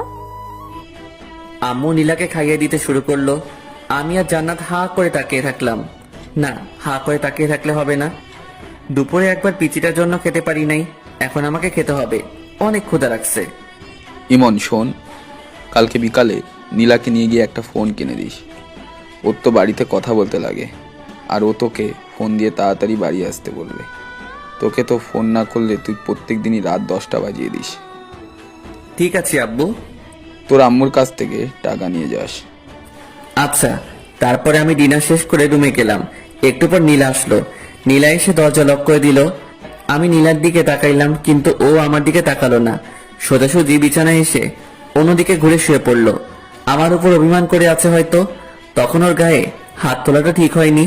ওকে একবার সরি বলে দেখি। নীলা শোন। নীলা আমার দিকে ঘুরলো, কিন্তু তাকালো না। কিছু বলবে? না, মানে দুপুরে তোর সাথে একটু বাড়াবাড়ি করা হয়ে গেছে, প্লিজ ক্ষমা করে দে। তুমি বাড়াবাড়ির কিছুই করনি, যা করেছো একদম ঠিক করেছো। নীলা প্লিজ এভাবে বলিস না, আমাকে ক্ষমা করে দে। না, ক্ষমার কিছুই নেই। আমারই তো সব দোষ। আমার কপালে তো স্বামীর ভালোবাসা নেই, আছে শুধু চট থাপ্পড় এগুলোই। আমার উচিত হয়নি জোর করে তোমার ভালোবাসা নেওয়াটা। পিচিটার কথায় কেমন যেন মায়া আছে। ওর কথা শুনে আমি বারবার মায়া পড়ে যাই। আমি কি বলবো ভেবে পাচ্ছি না। আমাকে কথা বলার সব রাস্তায় পিচ্চিটা বন্ধ করে দিল। আমি শুয়ে পড়লাম। একটু পরপর নীলার দিকে তাকাচ্ছি, কিন্তু ও আমার দিকে তাকাচ্ছে না। যে মেয়েটা সব সময় জড়িয়ে ধরতো, এটা করতো ওটা করতো, আর আজকে চুপচাপ শুয়ে আছে, ভাবা যায়। কিছুক্ষণ পর আমি ঘুমিয়ে পড়লাম। সকালে ঘুম ভাঙতে ভারী কিছু অনুভব করলাম। চোখ খুলে দেখলাম নীলা আমার বুকের উপরে উঠে ঘুমাচ্ছে। আমি বারবার অবাক হয়ে যাই। ঘুমের মধ্যে এই পিচি মেয়েটা কি নাইবা করে ভেবে পাই না। নীলা ঘুমাচ্ছে, তাই আমি আর ওকে নামিয়ে দিলাম না। আমিও চোখ বন্ধ করে শুয়ে রইলাম। কিছুক্ষণ পর নীলার নড়াচড়া অনুভব করলাম। নীলার হয়তো ঘুমটা ভেঙে গেছে। নীলা আমাকে কয়েকটা কিস করে উঠে গেল। কি মেয়ে রে বাবা, কাল রাতে অভিমান করে আমার কাছে আসলো না, আবার আমি ঘুমানোর পর আমার বুকে আরো যে কিসব করে এগুলো তো বলতে পারছি না। আমি কিছুক্ষণ পর উঠে শাওয়ার নিলাম, তারপর রুমে এসে একটু পড়তে বসলাম। অনেকক্ষণ পর নীলা এসে বলল, ব্রেকফাস্ট করবে চলো, আর কলেজে যাওয়ার সময় হয়ে গেছে। আমি নীলার পিছু পিছু ব্রেকফাস্ট করতে গেলাম। ব্রেকফাস্ট শেষ করে রুমে এসে ভার্সিটিতে যাওয়ার জন্য রেডি হচ্ছি। নীলাও এসে রেডি হচ্ছে, ও তো কলেজে যাবে। কিরে, অভিমান কমেনি? না, কমেনি। কিভাবে কমবে? একটা কিস করতে দিলে কমবে। একটাই তো। আচ্ছা ঠিক আছে, একটার বেশি করবি না কিন্তু। আমার কথা শেষ না করতেই নীলা আমার কাছে এসে রেডি। আই, তুমি একটু বিছানায় বসো, না হলে কিস করে শান্তি পাবো না। আমি বিছানায় বসলাম। একটার বেশি করবি না কিন্তু। নীলা আমার দিকে এগোতে থাকলো। আমি চোখ নিচু করলাম। মুহূর্তের মধ্যে নীলার ঠোঁট আমার ঠোঁটের সাথে মিশিয়ে দিল। আমি প্রথমে একটু ছাড়ানোর চেষ্টা করলাম, তারপরে নীলা আমার গলা জড়িয়ে ধরলো। কয়েকবার নিঃশ্বাস নিয়ে পুরো 5 থেকে 6 মিনিট আমার ঠোঁট দুটো নীলার আয়ত্তে ছিল। এটা কি করলি? কেন, একটা কিস করতে বললে তাই একটাই করলাম। তাই বলে এতক্ষণ? সর, এমনিতেই ব্রাশ করস নাই, তার উপর আবার কিস। তাড়াতাড়ি রেডি হবি, নয়তো তোকে রেখে ভার্সিটিতে চলে যাব। এই না না, আর একটু ওয়েট করো প্লিজ। এত সময় লাগে নাকি? এত কোথায়, এক্ষুনি তো রেডি হতে শুরু করলাম। তুমি তো একটু হেল্প করলেও পারো। পারি না, আমি নিচে আছি, তুই তাড়াতাড়ি আসবি কিন্তু। নিচে গিয়ে অপেক্ষা করছি। এদিকে জান্নাতেরও আসার কোনো নামগন্ধ নেই। এদের দুজনের জন্য আমার মেজাজটাই নষ্ট হয়ে যায়। এতক্ষণ লাগে নাকি রেডি হতে? কিছুক্ষণ পর নীলা আর জান্নাত আসলো। এ কি, তুই এখনো রেডি হস নাই কেন? আমি আজকে যাব না ভাইয়া। কেন, সমস্যা কি? না, সমস্যা নেই। আজকে আমার কোনো বান্ধবী আসবে না, ফোন করেছিল, তাই আমিও যাব না। আচ্ছা ঠিক আছে। আমি বাইক বের করে স্টার্ট দিলাম, নীলাকে বসতে বললাম। নীলা উঠে বসলো। বসার সাথে সাথে আমাকে জড়িয়ে ধরলো। এই কি হচ্ছে এইসব? পড়ে যাবো যে, তাই ধরলাম। পরে যাবি, ঠিক আছে। তাই বলে এভাবে ধরতে হবে নাকি? আমি তো পিচ্ছি একটা মেয়ে, এভাবে না ধরলে পড়ে যাব। তুমি চুপচাপ বাইক চালাও তো। তারপরে আমরা দুজন ভার্সিটিতে যেতে লাগলাম। রাস্তার সব মানুষজন আমাদের দিকে তাকাচ্ছে। আমি বাইক থামিয়ে হেলমেট পরলাম, তারপরে আবার যেতে শুরু করলাম। এই হঠাৎ হেলমেট পরলে যে? তুই যেভাবে জড়িয়ে রয়েছিস, মান সম্মান তো আর রাখবি না, তাই হেলমেট পরলাম যাতে কেউ চিনতে না পারে। আমি আমার স্বামীকে জড়িয়ে ধরেছি, তাতে মানুষের কি? আমি কোনো কথা বললাম না, সোজাসুজি ভার্সিটির দিকে যেতে থাকলাম। আর এদিকে নীলা একটার পর একটা বকবক করেই যাচ্ছে। কিছুক্ষণ পর আমরা ভার্সিটিতে পৌঁছালাম। বাইক পার্ক করতে সবাই আমার দিকে অবাক দৃষ্টিতে তাকিয়ে আছে। পাশে সামি, আশিক, হাসিব, নাদিয়া, মিম, এরা সবাই ছিল। আমাদের দুজনকে দেখে ওরা একেবারে আমাদের কাছে চলে আসলো। মামা, একেবারে হিরো হিরোইনরা যেভাবে আসে ঠিক সেইভাবেই যে আসছিস ভার্সিটিতে। তাই নাকি? হিরো হিরোইন বানিয়ে দিলি? কেমন আছেন ভাবি? আলহামদুলিল্লাহ ভালো, আপনি? আমাদের আর ভালো থাকা। কেন ভাইয়া, কি হয়েছে? তুমি অত বুঝবে না, বড় হও। ও আচ্ছা। তুই এখন ক্লাসে যা। উমা, তুই তো তোর বউয়ের সাথে তুই করে কথা বলিস, এটা কেমন অভ্যাস? তোকে এত বুঝতে হবে না, ও একটা পিচ্ছি। ওকে আমি যা বলবো ওকে তাই শুনতে হবে। এদিকে নীলা আমাকে আম্মুর ভয় দেখায়, আমাকেই ওর সব কথা শুনতে হয়। তাই বলে তুই তোর বউয়ের সাথে এইভাবে কথা বলতে পারিস না? চুপ থাক তুই। এই চল, প্রথম ক্লাস মিস করা যাবে না, প্রথমবার ক্লাস করছি, চল সবাই। আচ্ছা ঠিক আছে, চল। তারপর আমরা সবাই ক্লাস করতে গেলাম। নীলাও গেল ক্লাস করতে। আমরা দুইটা ক্লাস করে বাইরে এসে আড্ডা দিচ্ছি, আর নীলা ওদিকে ক্লাস করেই যাচ্ছে। চল বাজারের দিকে যাই, সিগারেট না খেয়ে মাথাটা কেমন চক্কর দিচ্ছে। তোরা না কোনো দিনও ভালো হবি না, বুঝলি? এই, আমি ভালো হয়ে গেছি। তুই ভালো হবি এটাও আমাকে বিশ্বাস করতে হবে। বিশ্বাস অবিশ্বাস তোর কাছে। আমি তো বাজারে যাব না, আর সিগারেটও খাবো না। হতেই পারে বিয়ের পরে তুই সিগারেট খাওয়া ছেড়েই দিতে পারিস, বউয়ের শাসন বলে কথা না রে। বউয়ের শাসন মানে? ওর মতো একটা পিচ্চি মেয়ে আমাকে শাসন করবে? তুই এটা কিভাবে বলতে পারলি? না, হঠাৎ সিগারেট খাওয়া ছেড়ে দিলি তো, তাই আর বললাম। ওই তুই না কাল রাতে আমাদের সাথে সিগারেট খাইলি? শালা দিলি তো সব শেষ করে। আমি এদেরকে কোনো রকম বিশ্বাস করাচ্ছি যে আমি আর খাই না, আর তুই জল ঢেলে দিলি। আমি জানতাম ইমন কোনোদিনও সিগারেট খাওয়া ছাড়বে না, তাই কোনোদিনও ভালোও হবি না তুই, কুত্তা একটা। কি? আমাকে কুত্তা বললি? থাম, তোকে দেখাচ্ছি। এই বলে আমি নাদিয়াকে মারতে শুরু করলাম। ওর নরম গালে আস্তে আস্তে চর বসাতে ভালোই লাগে। দিলি তো মেকআপটা নষ্ট করে, যা সর এখান থেকে। আচ্ছা, তোর 2-3 ইঞ্চি মেকআপ আমি ঠিক করে দিচ্ছি, ওয়েট। আমি হাত দিয়ে ঘষে নাদিয়ার মুখ একেবারে এলোমেলো করে দিলাম। একটু সাইডে লক্ষ্য করলাম, দেখলাম নীলা চোখ বড় বড় করে দাঁড়িয়ে আছে। কি রে, তোর ক্লাস শেষ? বাড়িতে চলো। আচ্ছা ঠিক আছে, চল। তারপরে আমরা সবাই নিজ নিজ বাড়িতে যেতে লাগলাম। নীলা দেখছি এবার আমাকে একটুও টাচ করছে না। আবার কি হলো? আসার সময় যেমন দুষ্টামি করছিল, ওর যে একটু পরপর কি হয় কিছুই বুঝতে পারি না। যাই হোক, বাড়ির দিকে যাই। কিছুক্ষণ পর আমরা বাড়িতে পৌঁছলাম। কলিং বেল দিতেই আম্মু দরজা খুলে দিল। আম্মু, তোমার ছেলে আজকে ভার্সিটিতে খুব বাজে কাজ করেছে। কি করেছে রে? তোমার ছেলেকে জিজ্ঞেস করো। এই, কি করেছিস তুই? কই কি করলাম? আমি তো কিছুই করি নাই। মিথ্যা বলছে আম্মু। আচ্ছা, কি করেছে তুই বল তো মা। তোমার ছেলে ভার্সিটির মেয়েদের মেকআপ ঠিক করে দেয় গালে হাত দিয়ে। নীলা এসব কি বলছে? আম্মু, ওইটা আমার বান্ধবী ছিল, আমরা ইয়ার্কি করছিলাম। গায়ে হাত দিয়ে কিসেরই আর কি? ফ্রেন্ডের মধ্যে তো একটু একটু এমন হয়। ঠিক আছে, কিন্তু গায়ে হাত দেওয়া যাবে না। এরপর থেকে যেন এরকম কথা না শুনি। ঠিক আছে আম্মু। তারপর আমি রুমে গেলাম। আমার পিছু পিছু নীলা রুমে আসলো। এই পিচ্ছি, তুই আম্মুকে বললি কেন? বলবোই তো, 100 বার বলবো। আমাকে বকা খাওয়াতে তোর ভালো লাগে? না, লাগে না। কিন্তু তুমি অন্য মেয়েদের গালে কেন হাত দিবে? ওটা তো আমার ফ্রেন্ড ছিল, ওর সাথে আমি মজা করছিলাম।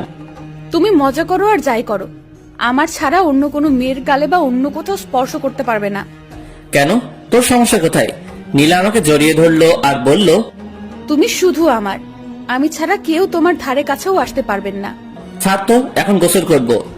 ছাড়বো কেন? চলো, আমিও গোসল করব। না, আগে আমি, তারপরে তুই। বললাম না দুজন একসাথে। আমার কথা না শুনলে কি হবে সে তো দেখতেই পেলে একটু আগে। কবে মুক্তি পাবো তোর এই ঝামেলা থেকে? যেদিন আমাকে তোমার আপন করে নেবে সেদিনই তুমি মুক্তি পাবে। কোনোদিনও না। তাহলে কোনোদিনও মুক্তি পাবে না। আমি কোনো কথা না বলে ওয়াশরুমে গেলাম শাওয়ার নিতে। নীলাও আমার পিছু পিছু আসলো। আমি শাওয়ারটা ছেড়ে দিলাম। নীলা এসে আমাকে পেছন দিক থেকে জড়িয়ে ধরলো। গোসল করার সময় এগুলো কি ধরনের ফাজলামি? এগুলো ফাজলামি নয়, এগুলো ভালোবাসা। গোসল করার সময় কেউ ভালোবাসা প্রকাশ করে না। সবার সাথে আমার কোনো মিল নেই। আমার যখন যেটা ভালো লাগে আমি তখন সেটাই করি। তাহলে আমার সাথে কেন এগুলো করিস? তুই জানিস না কোনটা আমার ভালো লাগে আর কোনটা ভালো লাগে না? একবার আমাকে আপন করে নাও, তারপর থেকে তোমার সব কিছু ভালো লাগবে। ছাড়বি তুই আমাকে? একবার শক্ত করে জড়িয়ে ধরো, তাহলে ছাড়বো না। পারবো না, তাড়াতাড়ি ছাড় বলছি। আচ্ছা, এখন জোর করলাম না, কিন্তু লাঞ্চ করার পর আমাকে জড়িয়ে ধরবে, না হলে খবর আছে তোমার। তারপরে আমরা দুজন গোসল শেষ করলাম। এই, আমাকে একটু চিরুনি করে দাও না। মানে, আমি চিরুনি করতে পারি নাকি? পারবে, এদিকে এসো, একটু সাহায্য করো না। আমি কোনোদিনও কাউকে চিরুনি করে দেইনি। আজকে আমাকে দেবে, এসো প্লিজ প্লিজ প্লিজ। কি করব? এই প্রথম নীলার মাথায় চিরুনি করে দিলাম। নীলা তো মহা খুশি। তারপর আমরা দুজন লাঞ্চ করতে গেলাম। আমি, নীলা, আম্মু, জান্নাত একসাথে লাঞ্চ করলাম। আব্বু কাজের ব্যস্ততায় আসতে পারে নাই। আম্মু, আমাকে তোমার মতো রান্না শেখাবে। আচ্ছা, শেখাবো। তুই আগে বড় হয়ে নে। আর কত বড় হব, তুমি আমাকে শিখিয়ে দেবে। আচ্ছা, তোকে সময় করে রান্না করা শেখাবো। আচ্ছা ঠিক আছে। ইমন, তোর আব্বু নীলাকে একটা ফোন কিনে দিতে বলেছে। আচ্ছা ঠিক আছে, একটা ফোন এনে দেব। ওকে নিয়ে যাবি, একটু তোর সাথে ঘুরবে। কিন্তু আম্মু। কোনো কিন্তু নয়, বিকালে দুজনে যাবি। আচ্ছা ঠিক আছে। তারপর আমি সবার আগে লাঞ্চটা শেষ করে রুমে গেলাম। কি করব আমি? নীলা খুব বাড়াবাড়ি করছে, ওকে নিয়ে আর পারছি না। আচ্ছা, ওকে কি কোনোভাবে ওর বাড়িতে পাঠিয়ে দেওয়া যায় না? দেখি কোনোভাবে সম্ভব হয় কিনা। অমনি নীলা রুমে আসলো, এসে দরজা আটকে দিল। আমি কোনো কথা বললাম না। ওর সাথে আমি কিছুতেই পেরে উঠছি না। কিভাবে পারবো? ও শুধু আম্মু আব্বুর ভয় দেখায়, আর আমি তো আম্মু আব্বুর বিরুদ্ধে যেতে পারবো না। কি ভাবছো গো? ভাবছি কিভাবে তোকে এই বাড়ি থেকে তাড়ানো যায়। বৃথা চেষ্টা করে কোনো লাভ নেই। নীলা আস্তে আস্তে আমার কাছে আসছে। আমি কিছু বলবো, অমনি নীলা আমার মুখটা চেপে ধরলো। একটা কথাও বলবে না, আমি যা করব সবকিছুই চুপচাপ সহ্য করবে। তাই বলে আমি চুপ করে আছি, আর এদিকে নীলা আমার উপর অত্যাচার চালাচ্ছে। কখনো লিপ কিস দিচ্ছে, কখনো গালে। একটা সময়ও থেমে থাকছে না। মেনে নিতেও পারছি না, ছেড়ে দিতেও পারছি না। কি করব? ঝুলন্ত অবস্থায় আছি। এভাবে বিকেল পর্যন্ত সহ্য করতে হলো নীলার পাগলামি। এইটুকু একটা পিচ্চি মেয়ে এত কিছু বোঝে কিভাবে আমি ভেবে পাই না। পিচ্চি কিন্তু যেগুলো করে মনে হয় কত কত বছরের অভিজ্ঞতা। আমি বিছানা থেকে উঠে ফ্রেশ হতে গেলাম। ঠোঁট আর গাল নীলা একেবারে শেষ করে দিয়েছে।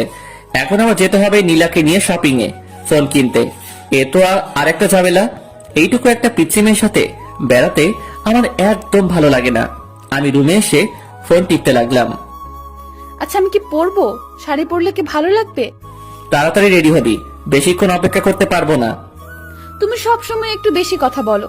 শোনো, আমি নীল শাড়ি পরবো আর তুমি একটা নীল পাঞ্জাবি পরবে, ঠিক আছে?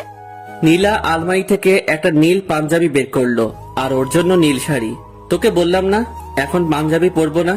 আমি যখন বলেছি তোমাকে পরতেই হবে। এদিকে এসো তো। নীলা আমার শার্ট খুলে পাঞ্জাবি পরিয়ে দিল। এই, আমাকে শার্টটা পরিয়ে দাও না। আমি পারি না, তুই একা একাই পর, আমি বাইরে যাচ্ছি। এই, তোমাকে বাইরে যেতে বলেছি। এদিকে আসো। তুমি একটু শাড়ির কুচিটা ধরো। কি আর করব, আমি গিয়ে নীলা শাড়ির কুচিটা ধরলাম। এতক্ষণ লাগে নাকি শাড়ি পরতে? তাড়াতাড়ি পর বলছি। তাড়াতাড়ি করছি, একটু ওয়েট করো। আর কতক্ষণ লাগবে? এই তো হয়ে গেছে, এবার কুচিটা দিয়ে দাও। কি? আমি কখনোই পারবো না। তুমি পারবে, তোমার 14 গোষ্ঠী পারবে। তাহলে 14 গোষ্ঠীর কাছ থেকে পরিয়ে নেব, আমি পারবো না। দাও বলছি। তুমি না ছেলে, এত ভয় কিসের তোমার? তাই বলে তোর ওখানে কুচি দিয়ে দেবো নাকি? দেরি হয়ে যাচ্ছে, তাড়াতাড়ি দাও। তারপর আমি কাঁপতে কাঁপতে নীলার কুচিটা দিয়ে দিলাম। নীলা আমার হাত ওর ওখানে চেপে ধরলো। আমি তো লজ্জায় একেবারে শেষ, কিছু বলতে পারছি না, কিছু করতে পারছি না, শুধু মাথা নিচু করে আছে। এদিকে নীলাও লজ্জায় লাল হয়ে আছে, কিছু বলতে পারছে না, শুধু মুচকি হাসছে। এভাবে নীরবময় কিছু মুহূর্ত কাটলো। কিছুক্ষণ পর আমি হাতটা সরিয়ে নিলাম আর অন্যদিকে তাকালাম। নীলা সাজুগুজু করতে ব্যস্ত হয়ে গেল। একটু পরে নীলা বলল, আমি রেডি, এখন চলো। আমি নীলার দিকে তাকাতেই একেবারে অবাক হয়ে গেলাম। এইটুকু পিচ্চি মেয়েটাকে দেখতে অনেক সুন্দর লাগছে। আমি তো আগে কখনো ওর দিকে তেমন তাকাইনি, আজ প্রথম তাকাচ্ছি। নীলা দেখতে যে এত সুন্দর আমি আগে জানতাম না। এই, কি দেখছো? আমার লজ্জা করে না বুঝি? কোথায় কি দেখছি? চলো তাড়াতাড়ি। হয়েছে, আর মিথ্যে বলতে হবে না। আমি খুব ভালোভাবে লক্ষ্য করেছি তুমি বড় বড় চোখ করে আমার দিকে তাকিয়েছিলে। আমি কোনো কথা না বলে নিচে নামতে শুরু করলাম। আম্মু আমাদের দুজনকে দেখে একেবারে অবাক হয়ে গেল। অবাক হবে না কেন? এভাবে কাছাকাছি ম্যাচিং কালারের ড্রেস পরা দেখলে যে কেউই তাকিয়ে থাকবে। মাশাআল্লাহ, তোদের দুজনকে দেখতে কিন্তু খুব ভালো লাগছে, খুব মানিয়েছে দুজনকে। হয়েছে, এবার টাকা দাও তাড়াতাড়ি। আমি আম্মুর কাছ থেকে টাকা নিয়ে বাইক বের করছি। এমন সময় নীলা বলল, আজ আমরা বাইকে যাব না, রিকশায় যাব। তোমার ইচ্ছে হলে তুমি আমার পিছু পিছু রিক্সা নিয়ে আসতে পারো। এগুলো কেমন কথা? হ্যাঁ, নীলা যখন বলছে রিকশা যাবে, তোকে রিকশা যেতে হবে, যা রিকশায় করে যা।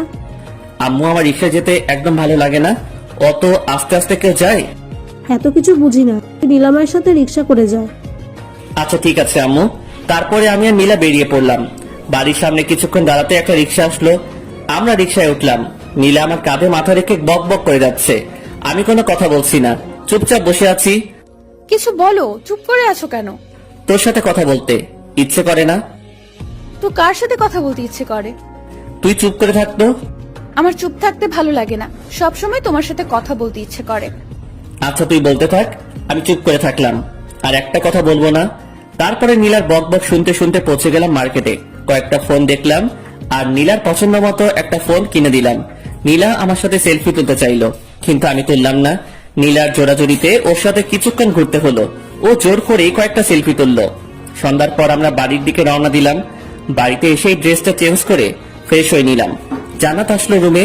নীলা আর জান্নাত বসে বসে গল্প করছে, আমি ফেসবুকিং করছি। আজ সময় কাটছে না, আজ বন্ধুদের সাথে আড্ডা দিতে যাইনি, তাই একদম ভালো লাগছে না। সিগারেট না খেলে মাথায় কেমন চক্কর মানে। রাতে ডিনার করে এসে শুয়ে পড়েছি। নীলা এসে পাগলামি শুরু করেছে। আমি নীলাকে ছাড়তে বলছি, কিন্তু নীলা আমাকে ছাড়ছে না। দেখো, তুমি আমার স্বামী, আর আমি আমার স্বামীকে একটু আদর করব। মানে কি বলছিস তুই? মানে আজকে আমাদের স্বামী স্ত্রীর সম্পর্ক গড়ে উঠবে। কখনোই না। তুমি আর কতদিন আমাকে কষ্ট দেবে? আমি কাউকে কষ্ট দিই না। কেন, তুমি আমাকে কষ্ট দিচ্ছ না? জানি না, আমার একদম ভালো লাগছে না। আমি ঘুমাবো, বিরক্ত করিস না প্লিজ। কিছুক্ষণ পর আমি ঘুমিয়ে পড়লাম। সকালে ঘুম থেকে উঠে একটু অসুস্থ লাগছে, কেমন জ্বর জ্বর লাগছে। নীলা আজকে আগে উঠে গেছে ঘুম থেকে। উঠে তো নীলাকে দেখতে পেলাম না। কিছুক্ষণ পর নীলা রুমে আসলো, এসে বলল, কখন ঘুম থেকে উঠবে? ভার্সিটিতে যাওয়ার সময় হয়ে গেছে, ওঠো তাড়াতাড়ি। তুই আর জান্নাত যা, আজকে আমি যাব না, একটু অসুস্থ লাগছে। কি হয়েছে তোমার? একটু জ্বর জ্বর লাগছে। কই দেখি। এ কি, তোমার তো ভীষণ জ্বর। তারপরে নীলা আমাকে ধরে ওয়াশরুমে নিয়ে গেল। আমি ফ্রেশ হয়ে আসলাম। নীলা আমার জন্য খাবার নিয়ে আসলো। আমাকে জোর করে ও নিজের হাতে খাইয়ে দিল। তারপরে ওষুধ খাইয়ে দিল। নীলার সেবা যত্নে আমি খুব তাড়াতাড়ি সুস্থ হয়ে গেলাম। এই কয়দিন আমি বুঝলাম নীলা সত্যি আমাকে খুব ভালোবাসে। নীলাকেও আমার ভালো লাগতে শুরু করে। আমি ভাবছি নীলাকে আমি আপন করে নেব, আস্তে আস্তে ওকে আপন করে নেব। হুট করে যদি একবার চেঞ্জ হয়ে যায় তাহলে কেমন লাগবে? তার চেয়ে বরং আস্তে আস্তে নীলার কাছে যাই। অসুস্থ থাকায় 2 দিন থেকে ভার্সিটিতে যাওয়া হয়নি, বন্ধু বান্ধবের সাথে আড্ডা দেওয়া হয়নি। আজ বিকেলে বাজারে গেলাম আড্ডা দিতে। সন্ধ্যা হয়ে এসেছে এমন সময় নীলা আমাকে ফোন করলো।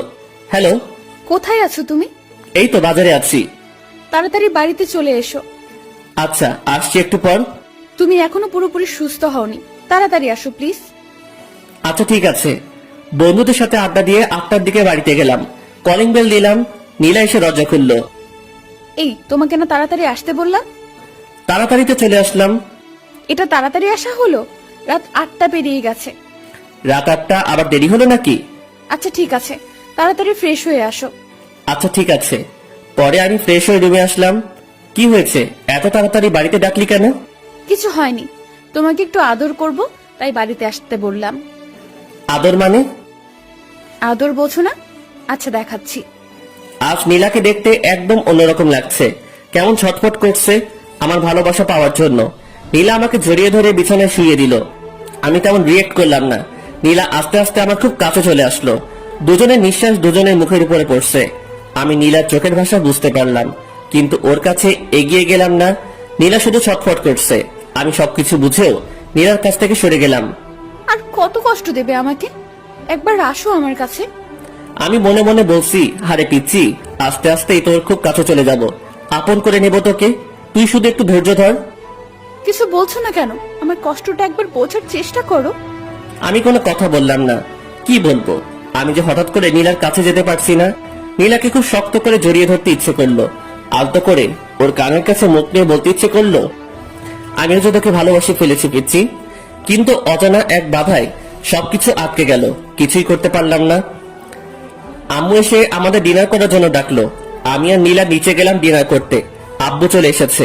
আমরা সবাই একসাথে ডিনার শেষ করলাম। রুমে এসে বসে আছি, মানে নীলার জন্য অপেক্ষা করছি। নীলা একটু পরে আসে।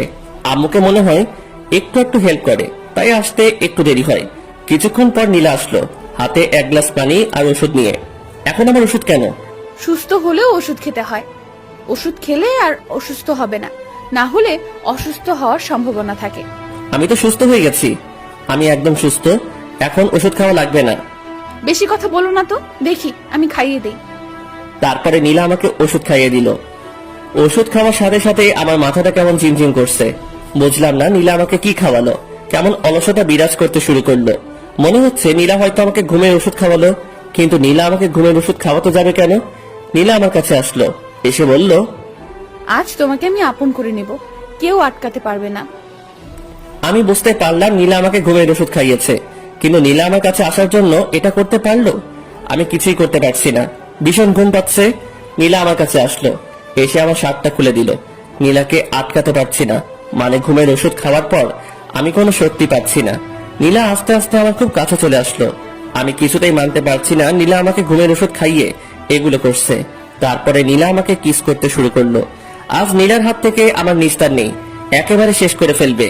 নীলা ওর ড্রেস খুলে ফেললো। এখন আমাদের দুজনের শরীরে একটা সুতা পর্যন্ত নেই। নীলা আমার খুব কাছে চলে আসলো। আমি নীলাকে আটকাতে পারলাম না, সবকিছু শেষ করে ফেললো। নীলার প্রতি আমার অনেক রাগ হলো। ও আমাকে ঘুমের ওষুধ খাইয়ে নীলাকে মারতে ইচ্ছে করছে, কিন্তু আমি উঠে বসার মতো শক্তি পাচ্ছি না। নীলা আমার উপরে শুয়ে আছে, একটু পর পর আমার দিকে তাকাচ্ছে। কিছুক্ষণ পর নীলা আমাকে বিছানা থেকে তুলে ওয়াশরুমে নিয়ে গেল। দুজনে একসাথে শাওয়ার নিলাম। শাওয়ার নেওয়ায় আমার ঘুম একেবারে ভেঙে গেল। আমার নিজের প্রতি অনেক রাগ হতে শুরু করলো। নীলা আমার সাথে এগুলো করলো, অথচ আমি ওকে আটকাতে পারলাম না। আমি ড্রেস চেঞ্জ করে রুমে চলে আসলাম। আজ নীলার খবর আছে, ও কি করলো আমার সাথে। নীলা ওয়াশরুম থেকে বেরিয়ে আসতে আমি ওকে একটা চড় বসিয়ে দিলাম। তুই এটা কি করলি আমার সাথে? যা করেছি একদম ঠিক করেছি। এটা ছাড়া আমার কোনো উপায় ছিল না। নীলার কথা শুনে আমার রাগ আরো বেড়ে গেল। আমি খাটের রেলিং খুলে নীলাকে মারতে শুরু করলাম। অনেক মারলাম নীলাকে। মারতে মারতে লোহার রেলিংটা ভেঙে ফেললাম। নীলা কাঁদতে কাঁদতে বলল, তোমাকে আপন করে নেওয়া কি আমার অপরাধ? আমি কি আমার স্বামীর ভালোবাসা কোনোদিনও পাবো না? কেন বিয়ে করেছো আমাকে? আমার কি একটা স্বপ্ন থাকতে পারে না? তুই আমার চোখের সামনে থেকে সর। তোর মতো পিচ্চি মেয়েকে আমার সহ্য হয় না। আমি কখনো তোকে বিয়ে করতে চাইনি। আম্মু আব্বু আমাকে জোর করে তোর সাথে বিয়ে দিয়েছে। আসলেও তো তোমাকে তো জোর করে বিয়ে দিয়েছে। জোর করে তো আর ভালোবাসা পাওয়া যায় না। আমি এটা ভুলেই গিয়েছিলাম। মুক্ত করে দিচ্ছি আমি তোমাকে। আর কখনো বিরক্ত করব না। চলে যাব আমি তোমার কাছ থেকে অনেক দূরে। আমাকে প্লিজ ক্ষমা করে দিও। আর কখনো তোমাকে এই পিচ্চির জ্বালা সহ্য করতে হবে না। মুক্ত করে দিলাম। খুব ভালোবাসি তোমায়। আমি কোনো কথা বললাম না। নিজের প্রতি নিজেরই ঘৃণা জন্মালো। আমি নীলা কি মারলাম? কি করে ওর মতো একটা পিচ্চি মেয়েকে মারতে পারলাম? খুব ভুল করে ফেললাম আমি। এক্ষুনি ওর কাছ থেকে ক্ষমা চেয়ে নেব আর ওকে আমার বউয়ের মর্যাদা দেব। আমি পিছনে তাকাতেই নীলাকে দেখতে পেলাম না। বুকের মধ্যে কেমন ধুক করে উঠল। রুমের মধ্যে নীলাকে খুঁজলাম কিন্তু পেলাম না। ওয়াশরুমে গেছে হয়তো। ওয়াশরুমে গেলাম কিন্তু নীলাকে পেলাম না। কোথায় গেল নীলা? আমি বেলকনিতে গেলাম কিন্তু নীলাকে পেলাম না। আমি নিচে গিয়ে নীলাকে ডাকতে লাগলাম। আমি সারা বাড়িতে খুঁজে নীলাকে পাচ্ছি না। আমার চিৎকার করে ডাকায় আম্মু আব্বু জান্নাত এরা সবাই বেরিয়ে আসলো। কি হয়েছে? এত জোরে জোরে নীলাকে ডাকছিস কেন? কোথায় গিয়েছো? আম্মু, আমি নীলাকে খুঁজে কোথাও পাচ্ছি না। পাচ্ছি না মানে? কোথায় যাবে এত রাতে? বাড়িতে আছে, দেখ ওয়াশরুমে গেছে হয়তো। না আম্মু, ওয়াশরুমে আমি খুঁজেছি। সারা বাড়িতে নীলাকে খুঁজতেছি কিন্তু কোথাও পাচ্ছি না। কি বলছিস? কি কিছু হয়েছে তোদের মধ্যে?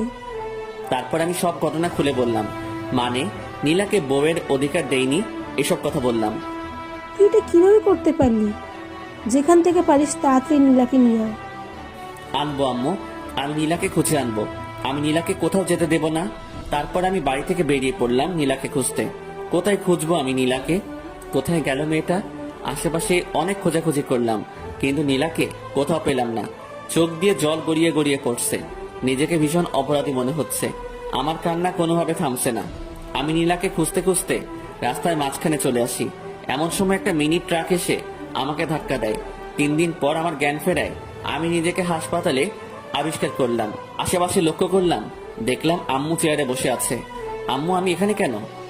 3 দিন আগে একটা ট্রাকের সঙ্গে তুই অ্যাক্সিডেন্ট করেছিলি। আমার সবকিছু মনে পড়ে গেল। আমি উঠে বেরিয়ে যেতে লাগলাম। আম্মু আমাকে আটকালো। কোথায় যাচ্ছিস তুই? আম্মু, নীলাকে খুঁজে বের করতে হবে। নীলাকে সবাই খুঁজছে, তুই এখন অনেক অসুস্থ, তোকে এখন যাওয়া লাগবে না। না আম্মু, নীলাকে আমি খুঁজতে যাব। নীলার সাথে আমি খুব অন্যায় করেছি। ওকে যেখান থেকে হোক আমাকে খুঁজে বের করতেই হবে। আচ্ছা ঠিক আছে, আগে সুস্থ হয়ে নে, তারপর খুঁজিস। আর শোন, নীলা হয়তো বা অ্যাক্সিডেন্ট করেছে। অ্যাক্সিডেন্ট করেছে মানে? কোথায় নীলা? তোমরা কিভাবে জানলে? আমাদের বাসা থেকে একটু সামনেই সেদিন রাতে আরও একটা অ্যাক্সিডেন্ট হয়েছিল, আর ওটা নীলাই ছিল, কারণ ওখানে নীলার রক্তাক্ত ওড়না পাওয়া গেছে। নীলার অ্যাক্সিডেন্টের কথা শুনে আমার বুকের ভিতর কেমন যেন করছে। নীলার কিছু হয়নি তো? কেমন আছে? কোথায় আছে? তুই কোনো চিন্তা করিস না, আশেপাশে সব হাসপাতালে খবর নেওয়া হচ্ছে, নীলাকে খুব তাড়াতাড়ি পাওয়া যাবে। আমার কথায় একটু স্বস্তি পেলাম কিন্তু থাকতে পারছি না। না, আমাকে এখন নীলাকে খুঁজতে যেতে হবে। আমি কারো উপরে ভরসা পাচ্ছি না। আমি নিজে নীলাকে খুঁজে বের করব। আমি কারো কথা না শুনে হাসপাতাল থেকে বেরিয়ে পড়লাম। আশেপাশে আমি নীলাকে খুঁজতে শুরু করলাম। আমি কয়েকটা হাসপাতালে খোঁজ নিলাম কিন্তু ওরা কেউ নীলার ব্যাপারে কিছু বলতে পারলো না। আমার মাথায় হাতে পায়ে সব জায়গায় ব্যান্ডেজ। নাড়াচাড়া করায় আমার মাথার ব্যান্ডেজ দিয়ে রক্ত বেরিয়ে পড়ছে। আমি নিরুপায় হয়ে রাস্তা দিয়ে হাঁটছি আর আমার মাথা দিয়ে টপে টপে রক্ত ঝরছে। কিছু দূর এগোতে আশিক, সামি ওরা আমাকে দেখতে পেল।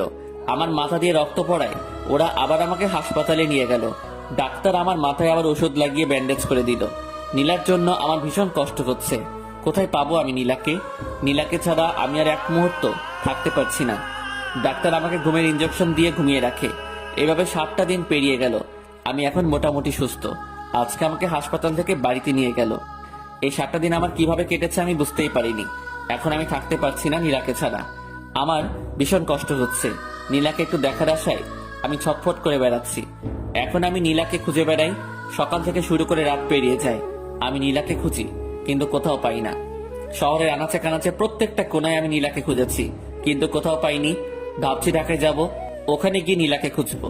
আমি বাড়িতে জানিয়ে ঢাকা যাওয়ার উদ্দেশ্যে বের হলাম। রাজশাহী থেকে ঢাকাতে যেতে 6 ঘন্টার মতো সময় লাগে। নীলার কথা ভাবতে ভাবতে আর নীলাকে খোঁজার আশায় আমি ঢাকায় পৌঁছে গেলাম। ঢাকায় গিয়ে একটা হোটেলে রুম নিলাম। তারপর নীলাকে খুঁজতে শুরু করলাম। প্রথমে শহরের হাসপাতালগুলোতে নীলার খোঁজ করতে শুরু করলাম। সারাদিন নীলাকে খুঁজি, মাঝরাত পর্যন্ত খুঁজে বেড়াই।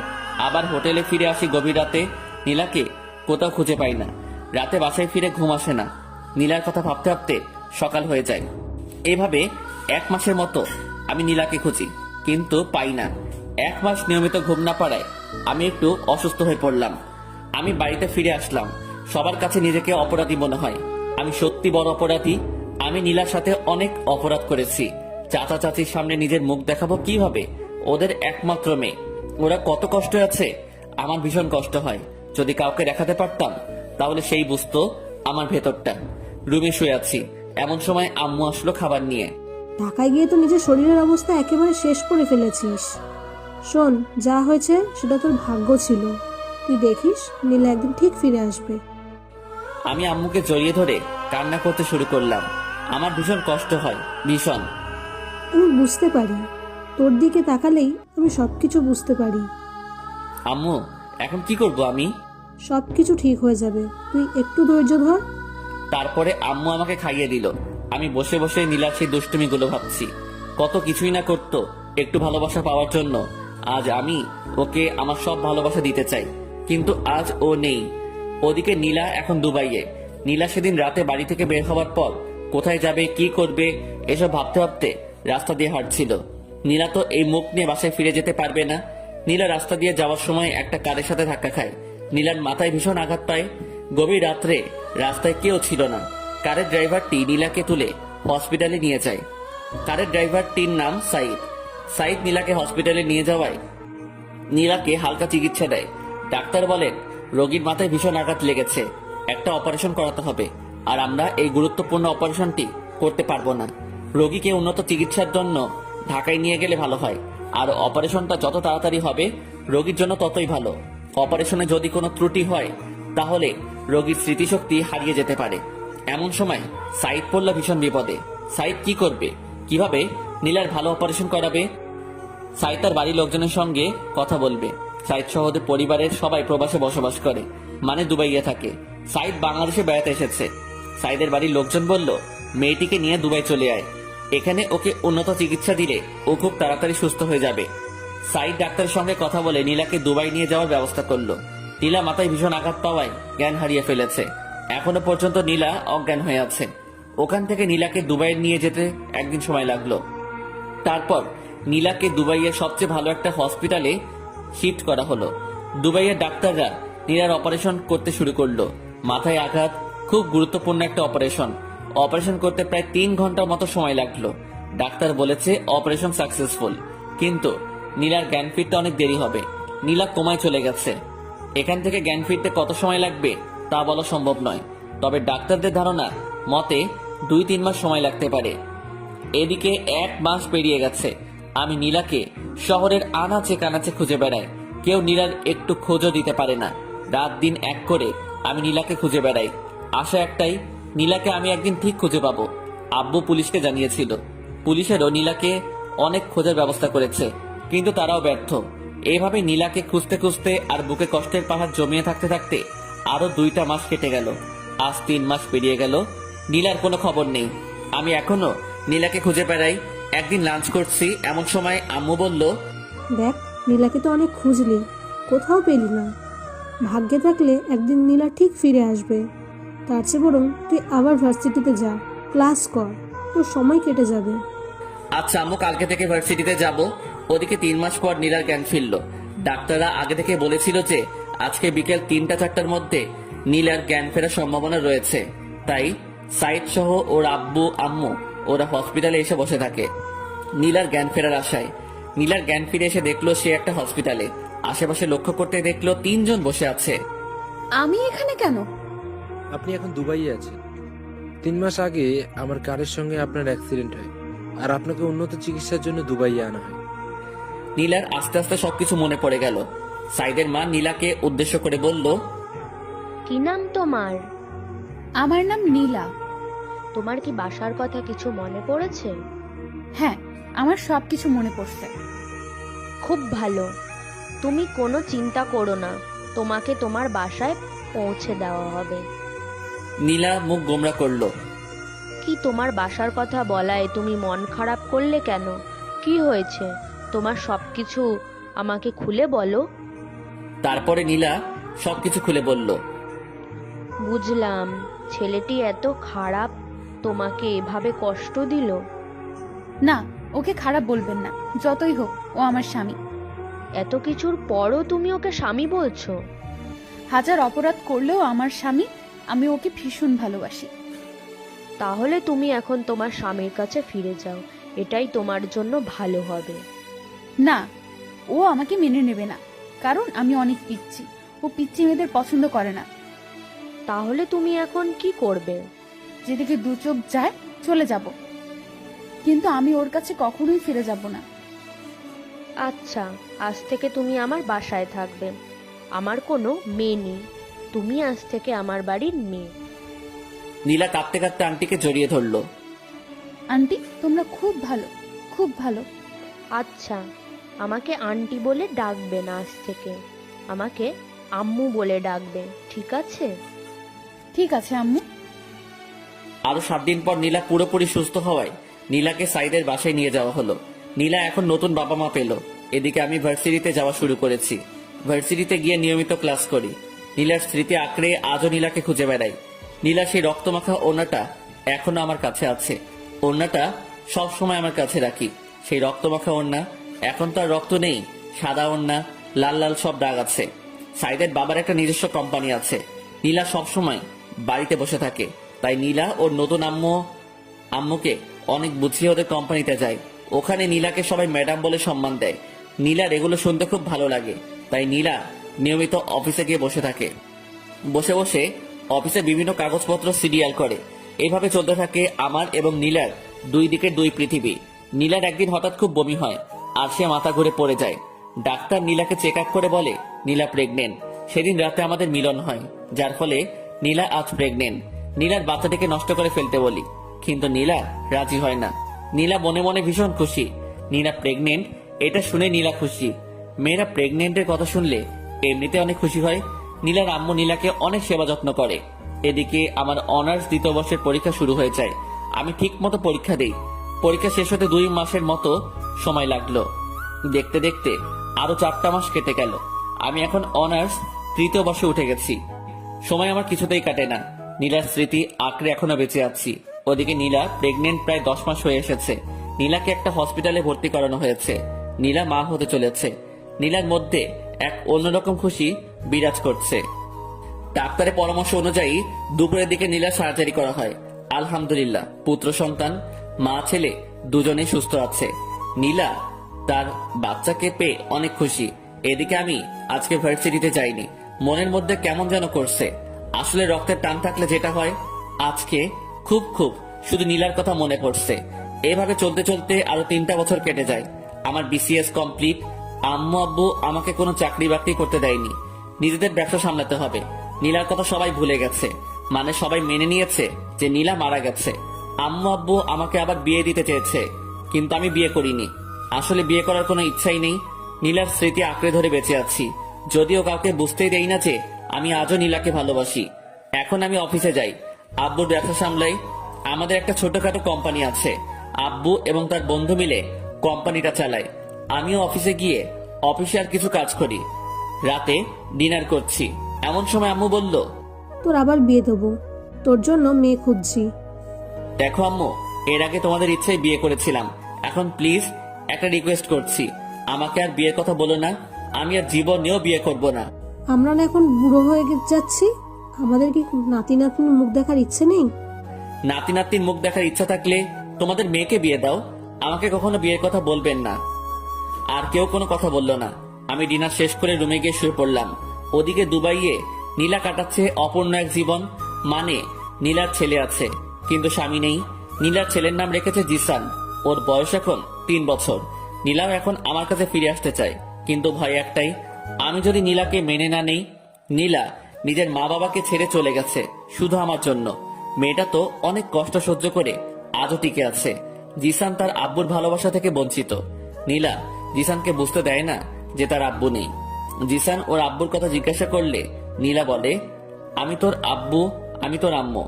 সাইদের দুবাইয়ের কোম্পানির সাথে আমাদের কোম্পানির একটা ডিল হয়।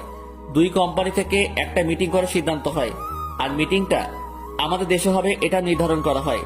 সাইদ গিয়ে নীলাকে বলে, বাংলাদেশের একটা কোম্পানির সঙ্গে আমাদের একটা মিটিং আছে, আমরা বাংলাদেশে যাব। তুমি আমাদের সাথে যাবে? না, আমি বাংলাদেশে যাব না। বাংলাদেশেই তো যাচ্ছি, তোমাদের বাড়িতে তো না। আমরা গিয়ে ওখানে একটা মিটিং করব আর ওখানে 1 মাস থাকবো।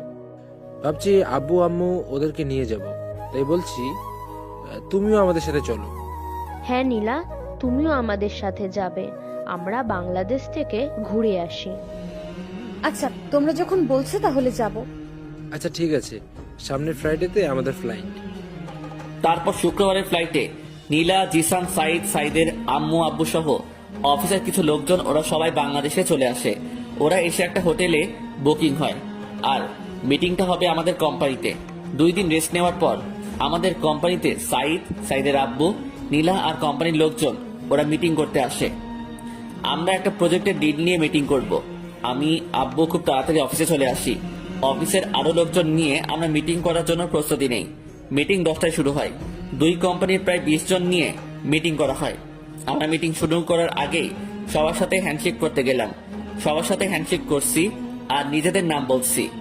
সাইদের সঙ্গে হ্যান্ডশেক করতে গেলাম, ইমন ইসলাম। সাইদ হাত বাড়িয়ে বলল, সাইদ চৌধুরী। তারপরে পাশে হ্যান্ডশেক করতে গেলাম, একটা মেয়ে হাত বাড়িয়ে বলল, নীলা চৌধুরী।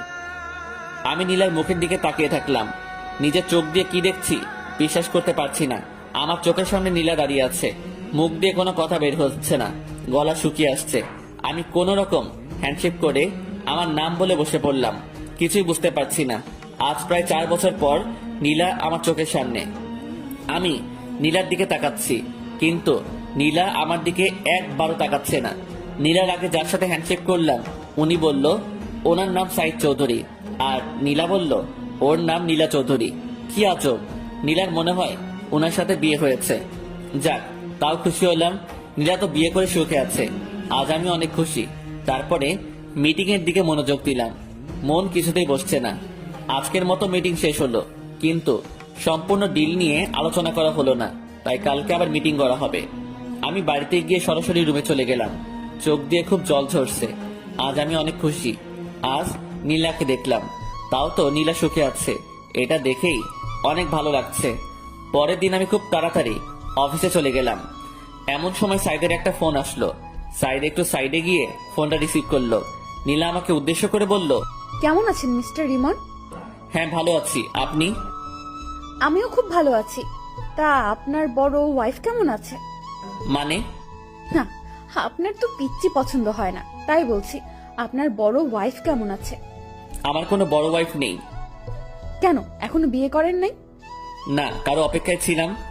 সত্যি বলছেন? হ্যাঁ, কিন্তু এখন আর নেই। এখন সে তার স্বামী সন্তান নিয়ে খুব সুখে আছে, তাই।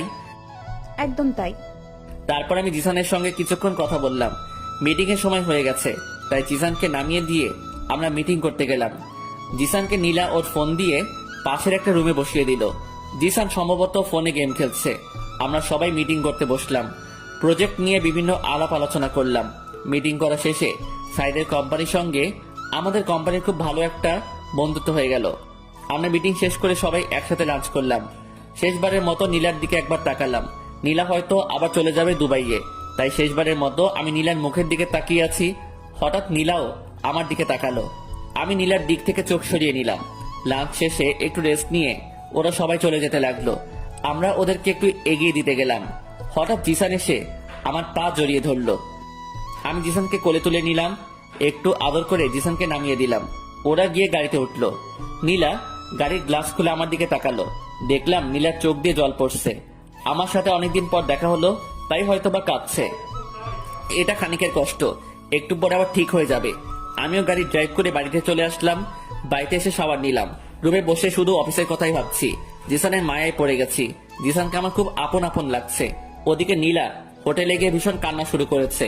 নীলার আম্মু নীলার সাথে কথা বলে কিছু জানার চেষ্টা করছে, কিন্তু নীলা কিছু বলছে না, শুধু কেঁদে চলেছে। অনেক চেষ্টা করে নীলার আম্মু জানতে পারলো যে আজকে আমার সাথে নীলার দেখা হয়েছিল। কাঁদছো কেন তুমি? আম্মু, ইমন ভালো নেই। তুমি কিভাবে জানলে ও ভালো নেই? ওর সাথে কথা বলেছি, ও এখনো বিয়ে করে নাই, এখনো আমার অপেক্ষায় আছে। কি বলছো কি? তুমি তো বলেছিলে ও তোমাকে সহ্য করতে পারতো না, তাহলে এখনো তোমার জন্য অপেক্ষা কেন করছে? আমি কিছু জানি না আম্মু, আমার এখন ভীষণ কষ্ট হচ্ছে। তুমি একদম কষ্ট পেও না। তোমার স্বামী যখন তোমার জন্য এখনো অপেক্ষা করে আছে, তাহলে তোমার ওর কাছে ফিরে যাওয়া উচিত। কিন্তু আমি কিভাবে ওর কাছে ফিরে যাব? তুমি কোনো চিন্তা করো না, আমরা সব ব্যবস্থা করব। এদিকে আমি শুধু বারবার নীলা আর জিসানের কথা ভেবে চলেছি। নীলা এখন বড় হয়ে গেছে। না, আমি কি সব ভাবছি। নীলা তো এখন অন্য কারো বউ। এসব নিয়ে আমার না ভাবাই ভালো। আমি রাতে এটা সেটা ভাবতে ভাবতে ঘুমিয়ে পড়লাম। সকালে ঘুম থেকে উঠে দেখলাম একটা নাম্বার থেকে বেশ কয়েকবার ফোন এসেছে। আমি ফোনটা ব্যাক করলাম। ফোনটা রিসিভ করতে ওপাশ থেকে বলল, হ্যালো মিস্টার ইমন, আমি সাইদ চৌধুরী। ও আচ্ছা, কি খবর? আপনার সাথে কিছু কথা আছে, দেখা করতে পারবেন? হ্যাঁ অবশ্যই, কোথায় আসবো? আমি একটা জায়গা টেক্সট করে দিচ্ছি, ওখানে চলে আসুন। আচ্ছা ঠিক আছে। তারপর আমি ফ্রেশ হয়ে ব্রেকফাস্ট করে চলে গেলাম টেক্সট করা জায়গায়। গিয়ে দেখলাম সাইদ চৌধুরী বসে আছে। আরে মিস্টার ইমন, আসুন, এখানে বসুন। জি ধন্যবাদ। তা আপনার দিনকাল কেমন কাটছে? হ্যাঁ ভালো কাটছে। আপনি তো অনেক লাকি। বুঝলাম না আপনার কথা। না, আপনি খুব ভালো একটা বউ পেয়েছেন, তাই বললাম আপনি খুব লাকি। সাইদ হাসতে হাসতে বলল, আরে ভাই, আমি তো এখনো বিয়েই করি নাই। মানে কি বলছেন আপনি? তারপরে সাইদ আমাকে সব ঘটনা খুলে বলল। আমার চোখ দিয়ে জল পড়তে শুরু করলো। আরে এখন কাঁদছেন কেন? এখন সবকিছু ঠিক হয়ে যাবে। এই নীলা, এদিকে আসো। তারপরে নীলা, জিসান, ওদের সাথে আরো দুজন আসলো। ওরা মনে হয় সাইদের মা বাবা। জিসান এসে আমার পা জড়িয়ে ধরলো আর বলল, তুমি আমার আব্বু। আম্মু আমাকে সব কিছু বলেছে। তুমি খুব পচা। তুমি আমাকে ছেড়ে অনেক দূরে ছিলে। আমি জিসানকে কোলে নিয়ে কয়েকটা চুমু খেলাম। হ্যাঁ রে, তোর আব্বু অনেক পচা। তোকে একটু আদর ভালোবাসা দেয়নি? আব্বু, তুমি আমাকে ছেড়ে কোথাও যাবা না তো? না রে, আমি তোকে ছেড়ে আর কখনো কোথাও যাব না। সত্যি বলছো তো আব্বু? হ্যাঁ সত্যি বলছি, আমি তোকে ছেড়ে আর কখনো কোথাও যাব না। এই যে মিস্টার ইমন, এখন আপনার বউ আর ছেলেকে নিয়ে আপনি বাসায় যান। আমরা কয়েকদিন পর আপনার বাসায় আসছি। কয়েকদিন পর কেন? আপনারা সবাই এখনই আমাদের সাথে চলুন। আচ্ছা আপনি যান, আমরা কয়েকদিন পরে আসি, ঠিক আছে? আচ্ছা ঠিক আছে। তারপরে সাইদের মা বাবার কাছ থেকে বিদায় নিয়ে আমি, নীলা আর জিসান বেরিয়ে পড়লাম। আমি গাড়ি ড্রাইভ করছি। পাশের সিটে নীলা বসেছে। আমাদের মাঝখানে জিসান আছে। নীলা এখন আমার সাথে কথা বলছে না। আমি নীলার দিকে তাকাচ্ছি, কিন্তু কোনো কথা বলছি না। জিসানের সাথে সাথে একটার পর একটা কথা বলে যাচ্ছে। কিছুক্ষণ পর আমরা বাড়িতে পৌঁছে গেলাম। কলিং বেল দিলাম। আম্মু এসে দরজা খুলে দিল। নীলা এবং আম্মু দুজন দুজনের দিকে তাকিয়ে আছে, কেউ কোনো কথা বলছে না। নীলা সরাসরি গিয়ে আম্মুর পা জড়িয়ে ধরলো আর বলল, আম্মু, তুমি আমাকে ক্ষমা করে দাও। আম্মু কিছু বলছে না, কথা বলার ভাষা হারিয়ে ফেলেছে। আম্মু এবং নীলা দুজনেই কান্না করে চলেছে। একটু পর জান্নাত আর আব্বু আসলো। নীলা আব্বুর পা জড়িয়ে কান্না করতে লাগলো। তারপরে নীলা সবকিছু খুলে বলল, এতদিন কোথায় ছিল, কি করছিল। তারপরে জিসানকে নিয়ে সবাই মাতামাতি শুরু করে দিল। একবার আম্মুর কোলে, একবার আব্বুর কোলে, একবার জান্নাত নিয়ে টানাটানি করছে। কখন কোন দিকে যাচ্ছে কিছুই বোঝা যাচ্ছে না। তারপরে আব্বু চাচা আর চাচিকে ফোন দিয়ে আসতে বলল। আব্বু বলল সারপ্রাইজ আছে। ইমন, তুই নীলাকে নিয়ে উপরে যা, আর দাদু ভাই আমার কাছে থাকবে। তারপরে আমি আর নীলা ওপরে গেলাম। উপরে গিয়ে আমি নীলাকে জড়িয়ে ধরলাম। এই পিচ্ছি, তুই এতদিন আমাকে ছেড়ে কিভাবে থাকতে পারলি? এই শোনো, এখন আমি আর পিচ্ছি নেই। আমি এখন অনেক বড় হয়ে গেছি। তাই তো দেখছি, তুই অনেক বড় হয়ে গেছিস। শোনো, এখন আর তুই করে বলবে না, এখন থেকে আমাকে তুমি করে বলবে, ঠিক আছে? আচ্ছা ঠিক আছে। জানো তোমাকে ছাড়া থাকতে আমার কত কষ্ট হয়েছে? হ্যাঁ বুঝতে পেরেছি। তুমি আমার সাথে যে সেদিন রাতে ওভাবে ওইসব না করলে এসব কিছুই হতো না। আমিও তোমাকে ভালোবেসে ফেলেছিলাম। আস্তে আস্তে তোমাকে মেনে নিতাম। সেটা বুঝতে পেরেছি। তুমি এতদিন আমার জন্য অপেক্ষা করছো। তুমি অনেক কষ্ট সহ্য করেছো। তুমিও তো আমার জন্য অনেক কষ্ট সহ্য করেছো। হঠাৎ জিসান এসে আব্বু বলে ডাক দিল। কি হয়েছে আব্বু? তুমি আমার আম্মুকে জড়িয়ে ধরে কি করছিলে? কই, কখন জড়িয়ে ধরলাম? না, আমি দেখেছি। না, তোমার আম্মু পড়ে যাচ্ছিল তাই তোমার আম্মুকে ধরেছি। ও, তাহলে ঠিক আছে। তারপর আমি জিসানকে কোলে নিয়ে গল্প করতে শুরু করলাম। দুপুরে লাঞ্চ করে এসে আমি, জিসান, নীলা তিনজন শুয়ে দুষ্টামি করছি। এভাবে দুষ্টামি করতে করতে বিকেল হয়ে আসলো। কিছুক্ষণ পর জান্নাত এসে বলল, ভাবি গ্রাম থেকে তোমার আম্মু আব্বু এসেছে। নীলা দৌড়ে ওর আম্মু আব্বুর কাছে গিয়ে ওদের পা জড়িয়ে ক্ষমা চাইতে লাগলো। নীলাকে পেয়ে ওর আম্মু আব্বু ভীষণ খুশি। আর খুশি হবে না কেন, একমাত্র মেয়ে বলে কথা। প্রত্যেকটা মা বাবা তার মেয়েকে খুব ভালোবাসে। তারপরে আমরা সবাই গল্প করতে করতে রাত হয়ে আসলো। রাতে সবাই একসাথে ডিনার করে নিলাম। রাতে আমি, নীলা আর জিসান রুমে বসে আছি। এমন সময় জান্নাত আসলো। জিসান, আজকে তুমি আমার সাথে থাকবে। কেন আন্টি? আজকে আমি আমার আব্বুর সাথে আজকে তো তোমার আব্বুর সাথে থাকা যাবে না। আজকে তোমার আব্বু আর আম্মু একসাথে থাকবে। হ্যাঁ জিসান, তোমার আন্টি ঠিকই বলেছে। আজকে তোমাকে আমাদের সাথে নেব না, কাল থেকে তুমি আমাদের সাথে থাকবে। আচ্ছা আম্মু, তুমি যখন বলছো তাহলে আমি আন্টির সাথে থাকবো। তারপরে জিসান আমাকে আর নীলাকে কয়েকটা চুমু দিয়ে ওর আন্টির সাথে চলে গেল। নীলা গিয়ে রুমের দরজা আটকে দিল। নীলা আমার দিকে তাকাচ্ছে আর মুচকি হাসছে। হাসছো কেন? শোনো, আমার আরেকটা বেবি লাগবে। ও মা, আরেকটা? হ্যাঁ, আরেকটা। এবার একটা মিষ্টি মেয়ে লাগবে। তোমার মিষ্টি মেয়ে লাগবে, তাহলে আমাকে বলছো কেন? ওই, তুমি জানো না তোমাকে কেন বলছি? না, আমি তো জানি না। দেখো, নাটক করো না। আচ্ছা ঠিক আছে। তারপর আমি নীলাকে বিছানায় শুয়ে দিলাম। আমি আস্তে আস্তে নীলার কাছে গেলাম। নীলাকে কিস করতে শুরু করলাম। নীলার গালে, মুখে, গলায় কিস বসাতে শুরু করলাম। শুধু কি কিস করলে হবে নাকি অন্য কিছু করবে? এত ব্যস্ত হচ্ছ কেন? আমার এক্ষুনি লাগবে। আচ্ছা ঠিক আছে। তারপরে আমি নীলার ড্রেস খুলে, আপনারা কি শুনছেন? হ্যাঁ, আর কিছু শোনার নেই। তারপরে আমি আর নীলা সুখের সাগরে ভাসতে থাকলাম, যেখান থেকে আর কখনো ফিরে আসবো না। এইভাবে আমাদের সুখের জীবন কাটতে থাকলো। সমাপ্ত। আসসালামু আলাইকুম। গল্পটি শুধুই কাল্পনিক ছিল, আপনাদেরকে বিনোদন দেওয়ার জন্য গল্পটি লেখা হয়েছে। গল্পটি যারা প্রথম থেকে শেষ পর্যন্ত পড়েছেন তাদেরকে অনেক অনেক ধন্যবাদ। আশা করি গল্পটি আপনাদের ভালো লেগেছে। পরবর্তীতে আরো ভালো গল্প নিয়ে আসবো। সবাই ভালো থাকবেন, সুস্থ থাকবেন।